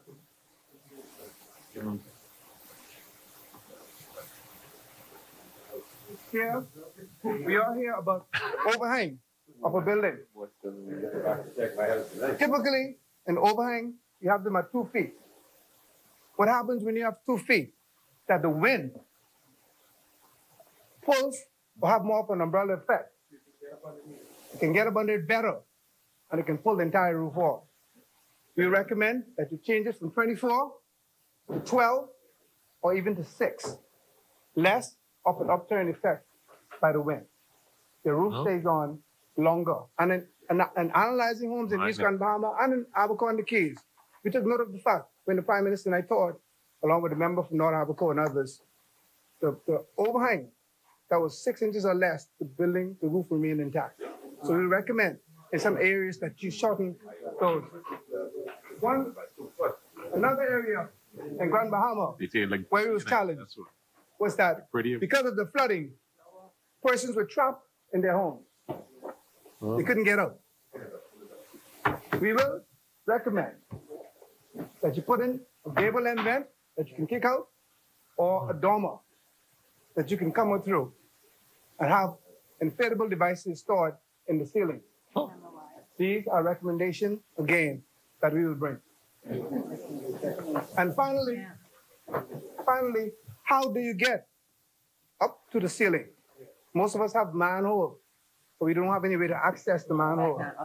So we recommend that you have a pull-down ladder, which is customary. Pull-down ladder with a string. Pull it down, the ladder steps down, and you can climb up into the ceiling, and of course, escape through the gable end or through the dormer. Good.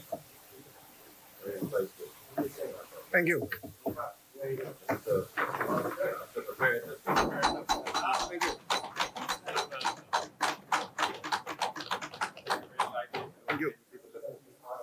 Speaker, yes, the Prime Minister say, you know why he picked me for the job. But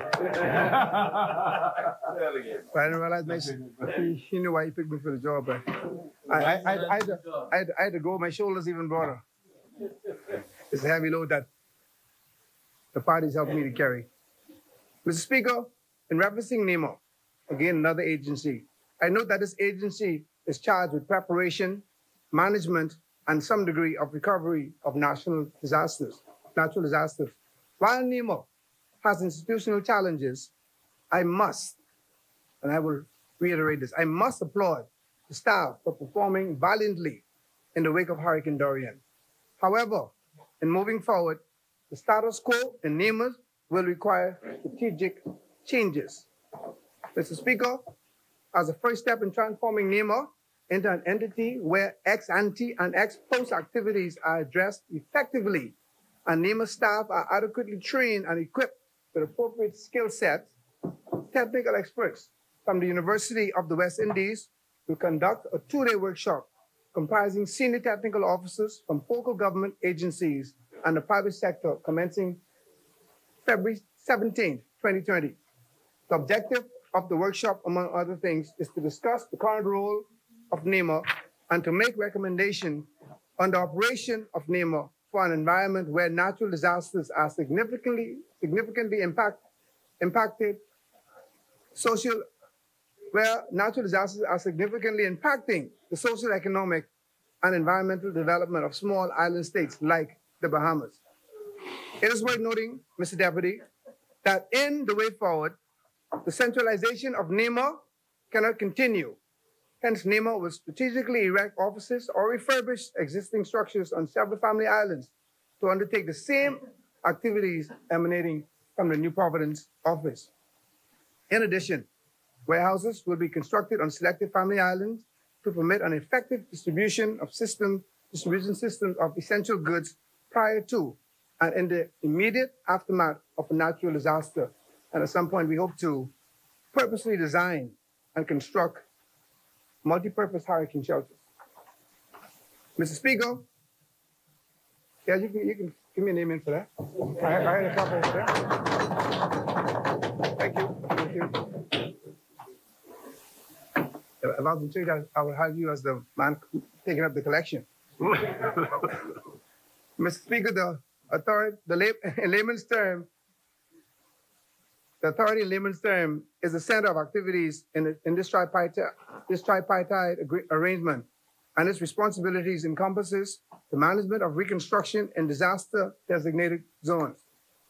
Colleagues will be aware that in recent times, key personnel such as chairman, board members, and the managing directors were appointed to advance policies and management of the day-to-day operation of the authority. I am aware of ongoing discussions with members of the authority to address in the quickest possible time infrastructure work that are deemed vitally important to the operation of other government agencies. Further, I should note that infrastructure work is expected to cost millions of dollars, which are included in the supplementary budget. Mr. Speaker, in short, the ministry will provide a more detailed report of the undertaking of the authority. Mr. Speaker, Mr. Deputy, sorry, I'm promoting you. In returning to the focus of my remarks, I reiterate that the current circumstance dictates that a constant or do-nothing approach to addressing the challenges stemming from Hurricane Dorian is most certainly not an option. It's not an option that this government will take. Moreover, it is unthinkable to introduce, like East Grand Bahama said, new taxes to support activities aimed at improving the livelihood of those affected by the hurricane. Such an approach will indeed be counterproductive. Mr. Speaker, I allude to a report produced by the United Nations Economic Commission Latin America and the Caribbean, that are known as ECLAC, that made reference to an estimated cost in excess of $3 billion with respect to damages, loss of revenue, and additional costs to the Bahamian economy as a result of Hurricane Dorian.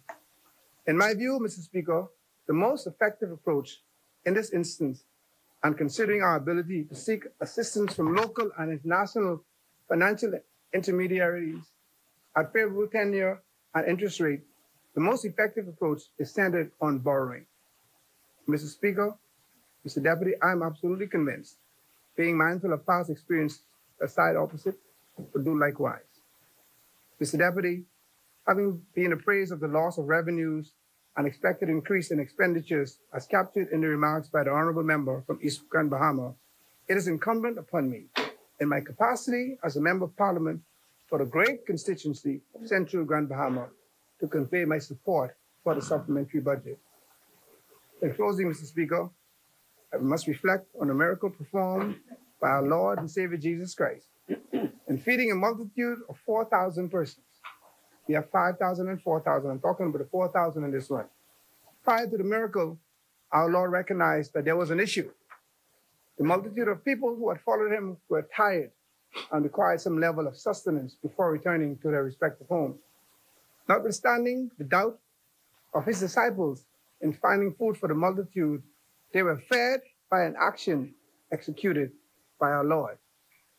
Mr. Speaker, while I am a believer that miracles do happen, I believe in this instance that God has blessed us with wisdom to undertake appropriate action in these challenging times and to ensure that the results of our actions are directed to relevant programs that give rise to positive changes in the medium term.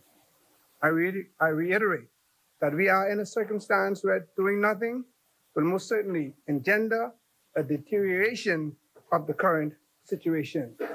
Having said all of that, Mr. Speaker, Central Grand Bahama stand to second this very necessary bill. I do. Thank you. Thank you, Member for Central Grand Bahama, and I must say this was very much an informative presentation. Speaker.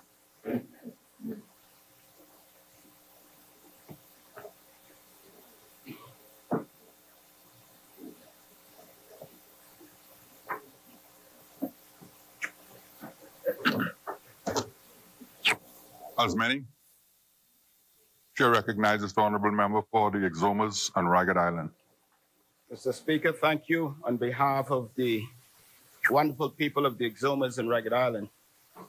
Before I begin my formal remarks, I want to echo a thank you to the many NGOs and international organizations and civic groups who continue to help our country. I would also wish to say a profound thank you and offer gratitude to the many men and women in uniform who diligently serve, sometimes in very trying circumstances, particularly in the aftermath of hurricanes.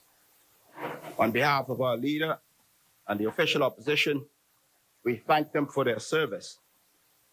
Additionally, Mr. Speaker, the people of Ragged Island have asked me specifically to commend Petty Officer Edmund Jeremiah Butler and his team that recently served in Ragged Island. And I offer special commendations as well to a team that I met in Duncantown just after Hurricane Irma, led by Petty Officer Gary Roll, and also on that team with leading Seaman V. Adley, Able Seaman Darling, Able Seaman D. Duncombe, Marine Seaman Higgs, Marine Seaman J. Roll, Marine Seaman L. Roll, Marine Seaman P. Stubbs, Marine Seaman F. Forbes, Marine Seaman C. Sawyer. To all of them, we say thank you for your service on behalf of the people of Ragged Island. Mr. Speaker, I now turn my attention to the matter at hand.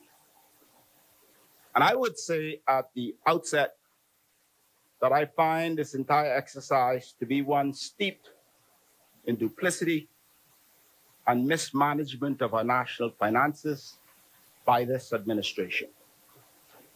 And it's all being carried out under the guise of the killer storm that has laid bare the ineptitude of this administration and, quite frankly, its lack of a plan or vision for this country.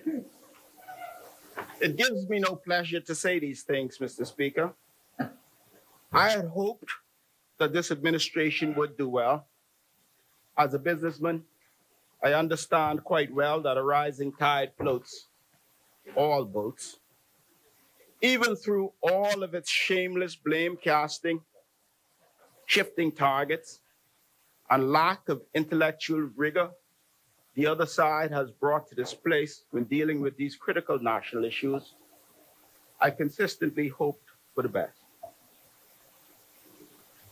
But, Mr. Speaker, the lack of aptitude one continues to discover with this administration is an endless abyss into which all hope fades and continue to fade. Listen, I'm many things. A father, a husband, a brother, a businessman, a nationalist. But I'm also a politician, as we all in this place are.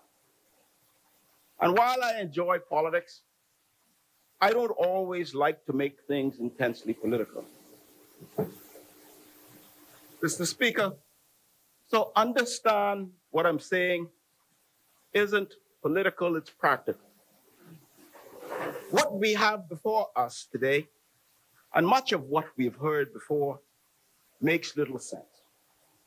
And it amazes me to see members opposite tie themselves into knots trying to make it all make sense.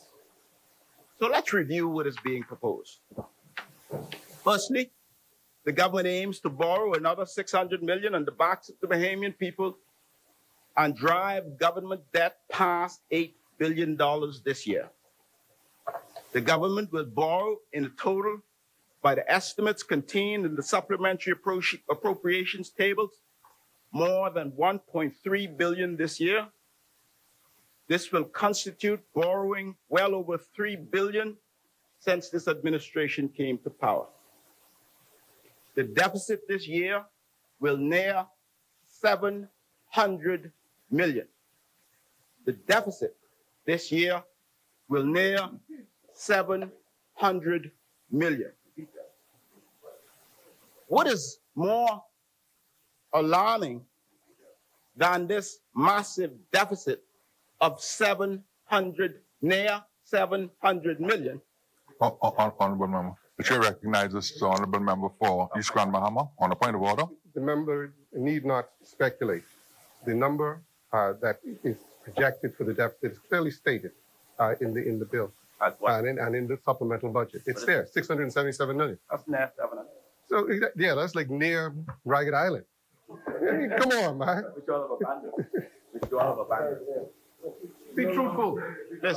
Mr. Speaker, the member for East Grand Bahama rightly pointed out that it's a projection of $670 million. I say the deficit this year will near $700 million.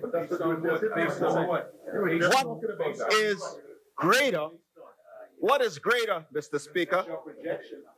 What is greater than this $670 million projected deficit, Mr. Speaker, is the massive increase in the credibility deficit.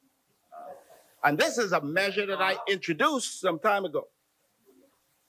The Bahamian people don't listen to anything you say anymore. The Bahamian people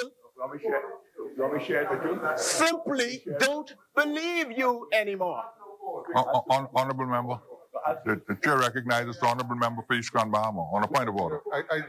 I don't begrudge the member for his opinion, and he can have his opinion, but he must state that in his opinion, he cannot state a fact because he has no facts to support his assertion.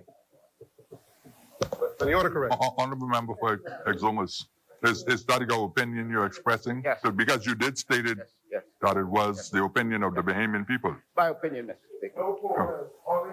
Mr. Speaker, the member for Central Grand Bahama had a few amens and almost collected a collection today.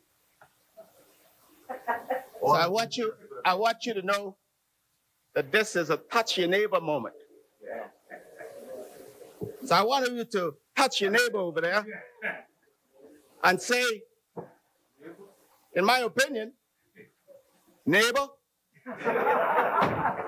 the Bahamian people don't listen to anything you say anymore. Look in your eyes, Tiger. Look in the eyes. Touch your neighbor. Neighbor, the Bahamian people simply don't believe you anymore. As I've said before, Mr. Speaker, 1 hour of my opinion today, Mr. Speaker. Mr. Speaker, as I've said before, this government has record borrowing, record deficit spending, and record debt. This from an administration that vowed just a couple years ago to bring down the debt, reduce the borrowing, and balance the budget. You increased VAT sharply and recklessly when we repeatedly told you not to do so. Yet, somehow, money management, in my opinion, is still poor. Vendors can't get paid on time, but of course, travel perks for cabinet ministers and their spouses have increased. But isn't this reminiscent of your ill-fated attempt to increase MPs' salaries? Whilst times are tough when people are struggling, how cruel, how insensitive, how ill-timed, Mr. Speaker. Honorable member, the chair recognizes the honorable member for East Grand Bahamas. The member is misleading again. There's been no increase in any salaries for members of parliament or cabinet ministers. In fact, Mr. Speaker, the member may want to inform himself that it was in 2014, when the then government, meaning the Progressive Liberal Party, commissioned a study of members of parliament to look at the issue of compensation of members' salaries. And like them, we have not made any decision with respect to that matter. So again, let's not create red herrings where there are none. It is disingenuous, Mr. Speaker. Honorable member for Exuma. With respect to the increase in member salary, are you able to substantiate that Mr. Speaker, statement? there is extensive public commentary on this matter. Honorable member. The Prime Minister, Honorable member. himself spoke to this. We gotta deal with facts, man. Mr. Speaker, the public is well aware. The public is well aware. Honorable member. Speaker, Honorable member. Honorable member. Before I let you permit you to proceed, I would like for you to state the occasion in this parliament when there was a motion or matter before this parliament to increase the salary of members. And I want to know that because I happen to be the only member in this parliament that do not get a member of parliament salary. So, Mr. Speaker, I wish not to trivialize these many serious issues, Mr. Speaker. And, Mr. Speaker, it is clear in the public record that the issue was raised by the Prime Minister himself. And if you choose, Mr. Speaker, I will reframe the comment and say, whilst it was not presented in this House, it was presented by the public to the public by the Prime Minister himself, Mr. Speaker. And I say, Mr. Speaker, I talked about the cabinet increases for travel allowances, Mr. Speaker, and I know, Mr. Speaker, you're protecting my time because it appears, Mr. Speaker, that the member for East Grand Bahama in particular is finding this process rather painful. But I say, Mr. Speaker, on these issues, that it's cruel and insensitive and ill-timed. Now, Mr. Speaker, a government who has promoted themselves as the people's government, a government who has promoted these difficult times as the people's time, must now speak to the people and answer their questions. The people want to know that this administration has borrowed $3 billion, and it has very little to show for it. The people want to know, with this borrowing and the 60% hike in VAT, since it's the people's time, they want to know. They want to know in basic language, and they're asking, what in the world have you done with all this money? The people want to know where all of the money borrowed went. The people want to know. They consistently ask. They want to know, the people, East Grand Bahama, they want to know where the Dorian donated money gone. Specifically,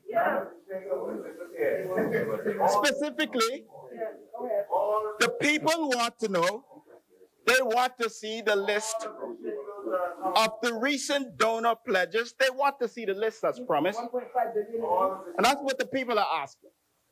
The people of Ragged Island are asking. They say, Cooper, you've asked 3 times now for the Irma donation report, and we haven't gotten it yet. We want to see the Hurricane Irma report to see where the Hurricane Irma donated money gone. The people want to know. So much for transparency, Mr. Speaker. The people have got questions. So much for accountability. You must and you will give account whether you like it or not. But what we see happening now is what we warned about when the government foolishly raised the rate of value-added tax by 60%. Aside from the stunning hypocrisy of it all, given how vehemently some on the other side opposed it, including the member for Kalani himself, we underscored the real danger in seeking to extract more from the Bahamian people without a functional and articulated growth strategy. We warned that this strategy of narrow deficit management alone was foolish. We warned that it only takes one hurricane to kill all of the projections as best laid as they are. We saw it under the previous administration, who consistently reduced deficits according to your own numbers until 2016, 2017, when they were confronted by 2 hurricanes. And then again, we see this government consistently reduce deficits, fair is fair, until a near $700 million deficit being posted this year. So let me concede the point. Hurricanes have fiscal consequences. They didn't think so in 2017. Hurricanes have fiscal consequences. But now we see a government that has collected $7 billion in VAT revenues, but will have borrowed in excess of $3 billion by the end of this fiscal year. And the government debt has grown more rapidly under this administration, in my opinion, than any other. Honorable member, the chair recognizes the honorable member for East Grand Bahama. We are all entitled to our opinions, but we are not entitled to our own facts. Right. And the record is clear, Mr. Speaker, that the rate of growth in government debt has slowed. That's a fact. Irrefutable. Irrefutable. Speaker, I'm not going to split hairs with the minister today on semantical issues. Let me lay it bare. When this government came to office, the debt to GDP ratio was 54%. Now, that's correct. 64.4%. When this government came to office, the debt to GDP, the national debt was not 8.2 billion with a B, but it is that number now. So let's not split hairs over the rate of growth, speed versus acceleration. Semantics, eh?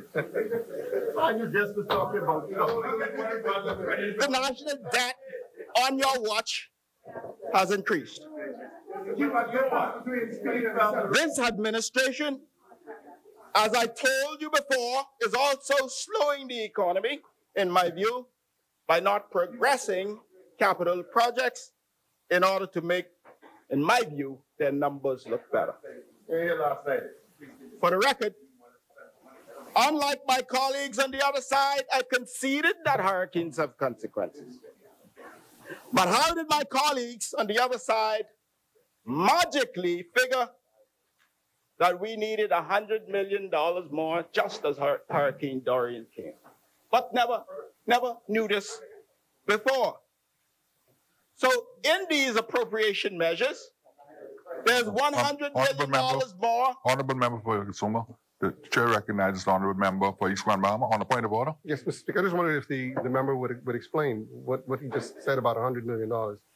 As you know, Mr. Speaker, the government entered into a contingent credit line with the IDB, Inter-American Development Bank, as a part of our risk mitigation strategy for hurricane response.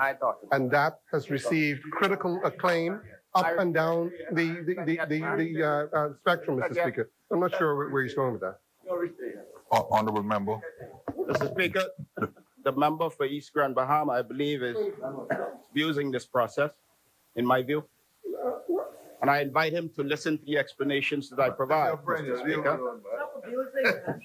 How did my colleagues on the other side only discover that they needed roughly $100 million more for other purposes other than Hurricane Dorian after they passed their budgets and they made certain projections as to what their deficits were going to be? Nothing to do with Dorian. Mr. Speaker, Very transparent. $30 million, they say, is for a generator for BPL Blue Hills plant. I will return to this. There was discussion about $40 million for PMH, $16 million to prop up Grand Lucayan, and I will come back to this too. Mr. Speaker, I noted the Prime Minister's address last night spoke about the Grand Lucayan Resort. We talked about many other things, but I want to urge the Bahamian people to remember that the Prime Minister has indicated that the campaign season has started. And during campaign seasons, Mr. Speaker, politicians talk any number of things. Thanks for telling us. Now we know what to expect. They make grandiose promises. Now we know what to expect. Take that back, by chance. They sell dreams, Mr. Speaker. They sell dreams, Mr. Speaker.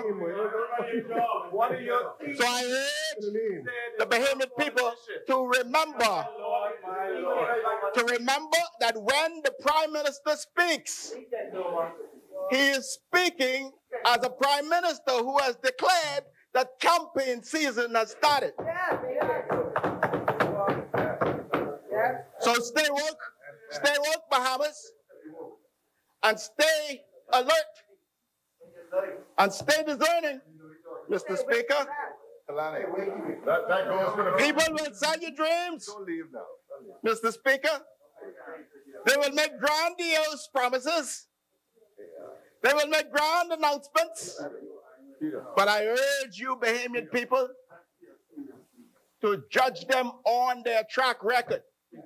And when we hear big announcements, casting no aspersions on any announcement made, when we hear big announcements, we must remember that ill-fated university in Grand Bahama, and we must remember that ill-fated overhand project in Grand Bahama.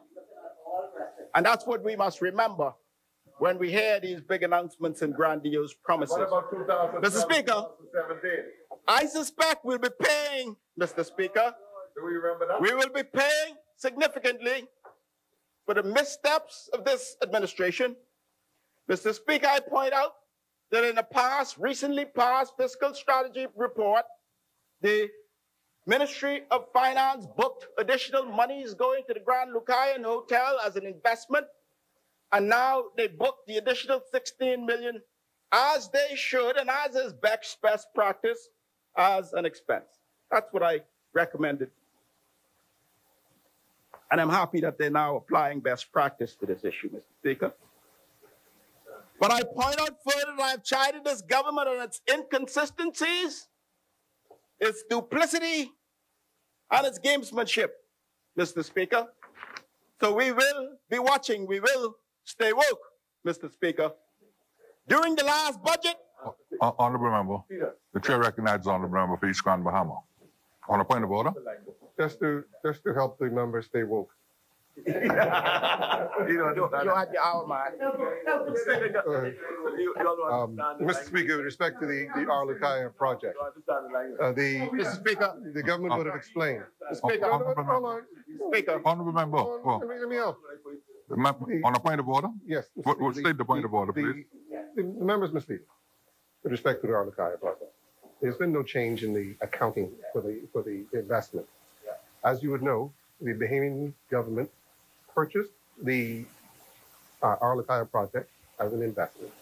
It is treated as an investment. The cost to operate, the operating subvention to Arlequaya is a recurrent expense. Invite this minister to familiarize himself with his recent fiscal strategy reports, and he will see that when additional funds were sent to the Grand Lucayan property in the intervening period, and I note my time is running inappropriately, Mr. Speaker. When, Mr. Speaker, additional sums were sent, it was booked as an additional investment, and now it's being booked as an expense, as I always contended it should be. I invite him to check. That's factual.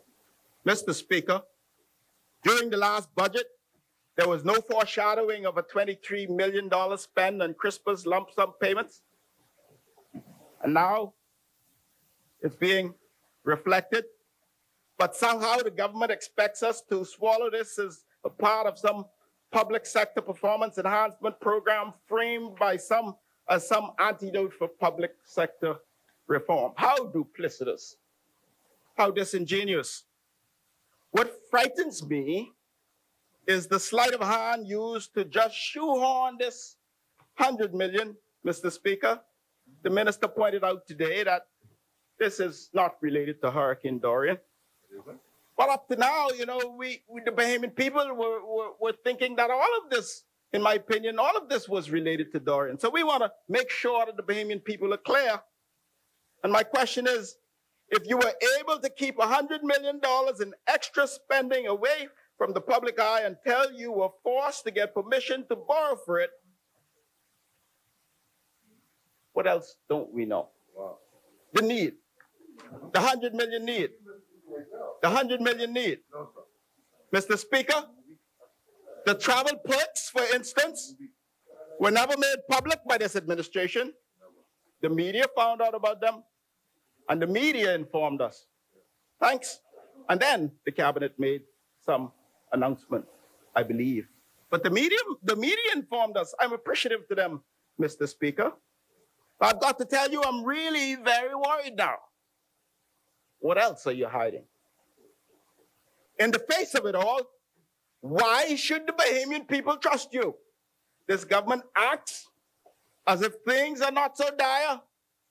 If they are in control of the situation, the government acts as if it has a handle on the economy and the government finances. They act as if Hurricane Dorian alone were responsible for all the bumps in the road. And yeah, I read all the reports, as colorful as they are. I read the budgets and all of the communications. They're great bedtime reading. Although I got to tell you that sometimes I'm appropriately disturbed, Mr. Speaker, by things I read, and sometimes they keep me up at night. You see, I know a mess when I see one. If you just look at the latest fiscal strategy report from the government, you can get troubling indicators. The government boasts that revenue is up nearly 100 million for the first 6 months of the year. I say this was likely driven by two main things, Bahama and the opening of Coco Key. I say we've also had the best year in tourism in a generation. Again, due in large measure to Bahama, due in large measure to a strong USA economy, due in large measure to the sleek marketing of the Ministry of Tourism telling the Bahamian story, due in large measure to their promotion of the Family Islands, due in large measure to the buzz created by the marine sanctuaries of the Exumas and this world-famous swimming pigs, due in large measure to the outstanding work to the Tourism Director General Joy Jibril and our hard-working team. And let's not forget the self-proclaimed genius of the minister.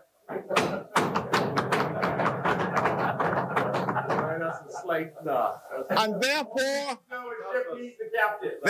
you would expect, under all of these good circumstances, that revenue collections would have been up at least over last year, but on target. The fact of the matter is that it's not. The fact of the matter is you've squandered all of this good news. Revenue collections is only at around 40% of the target. Honorable member for Exuma. Chair recognizes the honorable member for East Grand Bahama. On the point of order. I just wanted to correct for the record that revenue collections Point of order. What's the point of order? 9% year on year. The Speaker, I said that the revenue collections are not on target. Revenue collection is only around 40% of the target. And we've seen in other years this administration simply cannot meet the bullish projections in revenue that it puts out. The minister finally conceded that he tinkered unnecessarily with the Revenue Enhancement Unit. I think he did it because it was a PLP initiative, even though it brought in almost $30 million a month by his own admission. How duplicitous, how disingenuous. What this government never does is explain why revenue targets can't be met. Instead, it cuts spending in critical areas that could benefit the economy with the aim of meeting its deficit targets. And we now know that all of that has now gone out of the window. The FNM now predicts it will, this administration now projects that it will be back on track sometime in 2024. I doubt that projection. I certainly doubt they will have anything to do with the projections of 2024. You're the only one. But we did tell you, Mr. Speaker, in my opinion, the decision with the greatest negative impact has been the deferment of recurrent and capital expenditure in the first 2 years of the term to meet the deficit targets in light of their poor revenue performance. What we now see a government that is no longer able to ignore these liabilities and expenses, and as a result, expenditure is tracking higher than it is budgeted and will likely continue to track higher than is budgeted, given the public and political pressures to commence a real hurricane recovery program in Abaco, where the people say things ain't happening fast enough, in Grand Bahama, where they continue to suffer, and in Ragged Island, who still need many essential services restored. Mr. Speaker, the government has borrowed so much money. I think that Eddie Minnis had this administration in mind when he wrote, living in the hands of the finance man. Even the IMF came bearing gifts. They said in their report that the IMF stands ready to support the Bahamas, including through its emergency financial facilities. This means up to another 200 million with no strings attached. How very nice of them. I would note that the Bahamas currently owes nothing to the IMF. And if this wasn't so dire, we could make a lot of obscene jokes about this no strings attached notion. But dire it is. Dire it is. And at the rate that this government is going, it is not out of the realm of possibilities that we can be living in the hands of not only the finance man, but living the hand of the IMF as well. Speaker, point of order. The chair recognizes the honorable member for Mr. East Speaker, I think- Bahama on the point of order. Speaker, I think it's very important because of the implication that I do not let that go unchallenged. But is it a point of order? Yeah, misleading. Mr. Speaker, the facility that the IMF speaks about in its report, and the member should really talk about the complete report, which is a very positive report. But Mr. Speaker, the IMF has a program for rapid finance. It has is what they call like a policy-based loan. It has no strings attached to it, as in any requirements, lending requirements, none of that. It is money that they have that they can lend at very concessional rates that we, as a graduated higher income country, cannot get, generally speaking, in the lending community. The IMF has offered that they can make available to us these funds at this concessional rate. It is not to be confused with an IMF structuring program, as Jamaica would have had, as Barbados would have had. That's a totally different program altogether. Totally different. Okay? And South Andrews is right. You do not want to get into that kind of IMF program. No, I didn't get that. But borrowing money at concessional rates is a different matter. And it should be noted that the government has not accepted that loan at this time. We have not. Let the fox speak for himself, go ahead. Mr. Speaker, Mr. Speaker, again, Mr. Speaker, the interventions of the minister would be completely unnecessary if he would allow me to finish. But I understand that this is painful for him, Mr. Speaker. No, Mr. Speaker, it's not a matter of being painful. Sit down, man. Honorable member, Sit down.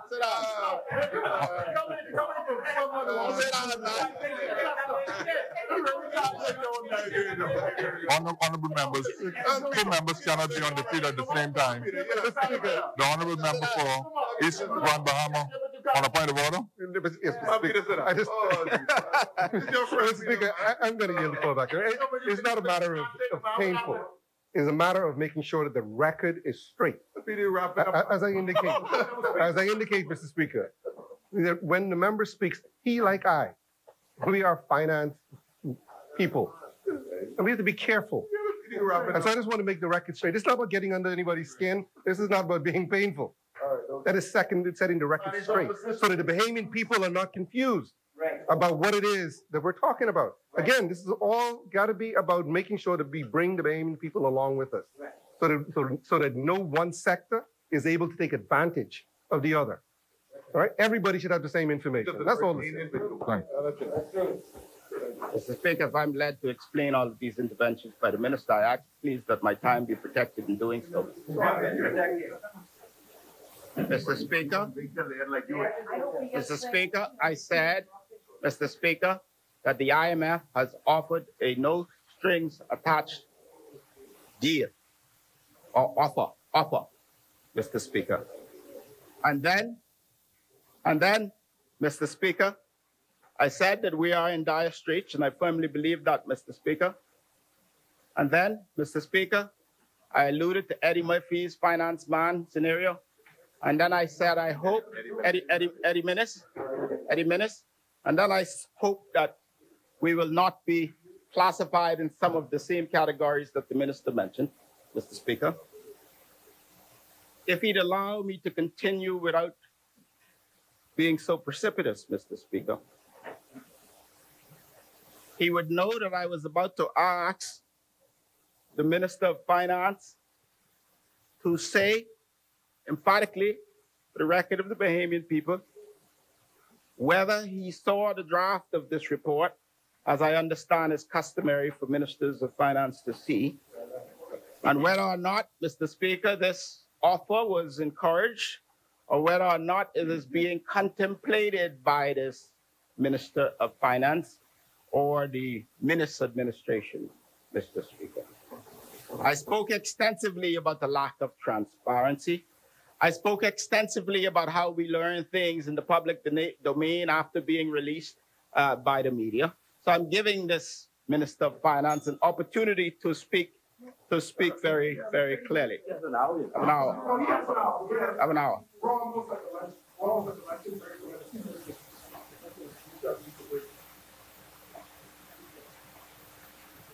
Mr. Speaker,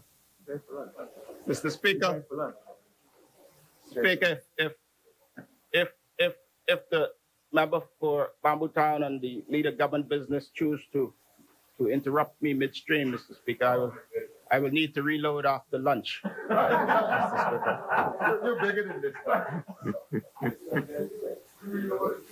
Mr. Speaker, I spoke extensively about the lack of transparency. And what we see too often is the guise of transparency, but really when we dig deeper, or the second it is convenient for this administration, transparency goes out of the window. So there's the frightening question of what else we don't know. And the even more bone-chilling matter is how long this administration is locking the Bahamian people into various agreements and deals that they're making. Member for Engliston talks often about the downtown port, for example, where the heads of agreement was laid only after the relevant bills were passed. We want transparency, Mr. Speaker. We want transparency in relation to the Grand Bahama Airport. We want transparency in relation to various no-bid contracts, Mr. Speaker, that this government seemed to have had a problem with in the early days.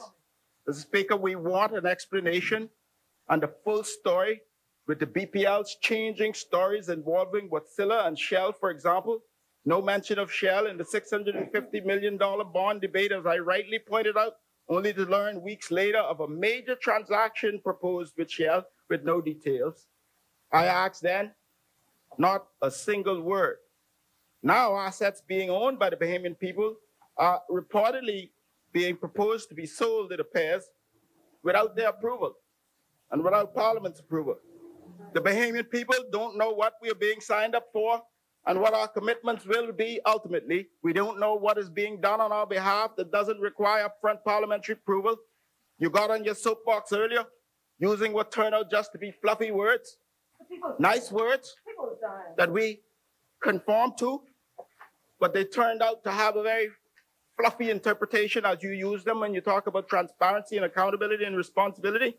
The Minister administration has mismanaged the economy, resulting in record taxes, record borrowing, record debt, record deficit, and now they bring this dog's dinner midterm budget communication. The chair recognizes the honourable member for Bamboo Town. Mr. Speaker, I think this is an ample point for us to break for the luncheon, and so I do now move that the House suspends until 3 p.m. Mr. Speaker, just before we... Honourable member. Well, Speaker, honourable member. the member asked the Honourable member for Eastern Bahama. A motion has already been put. Is there a seconder?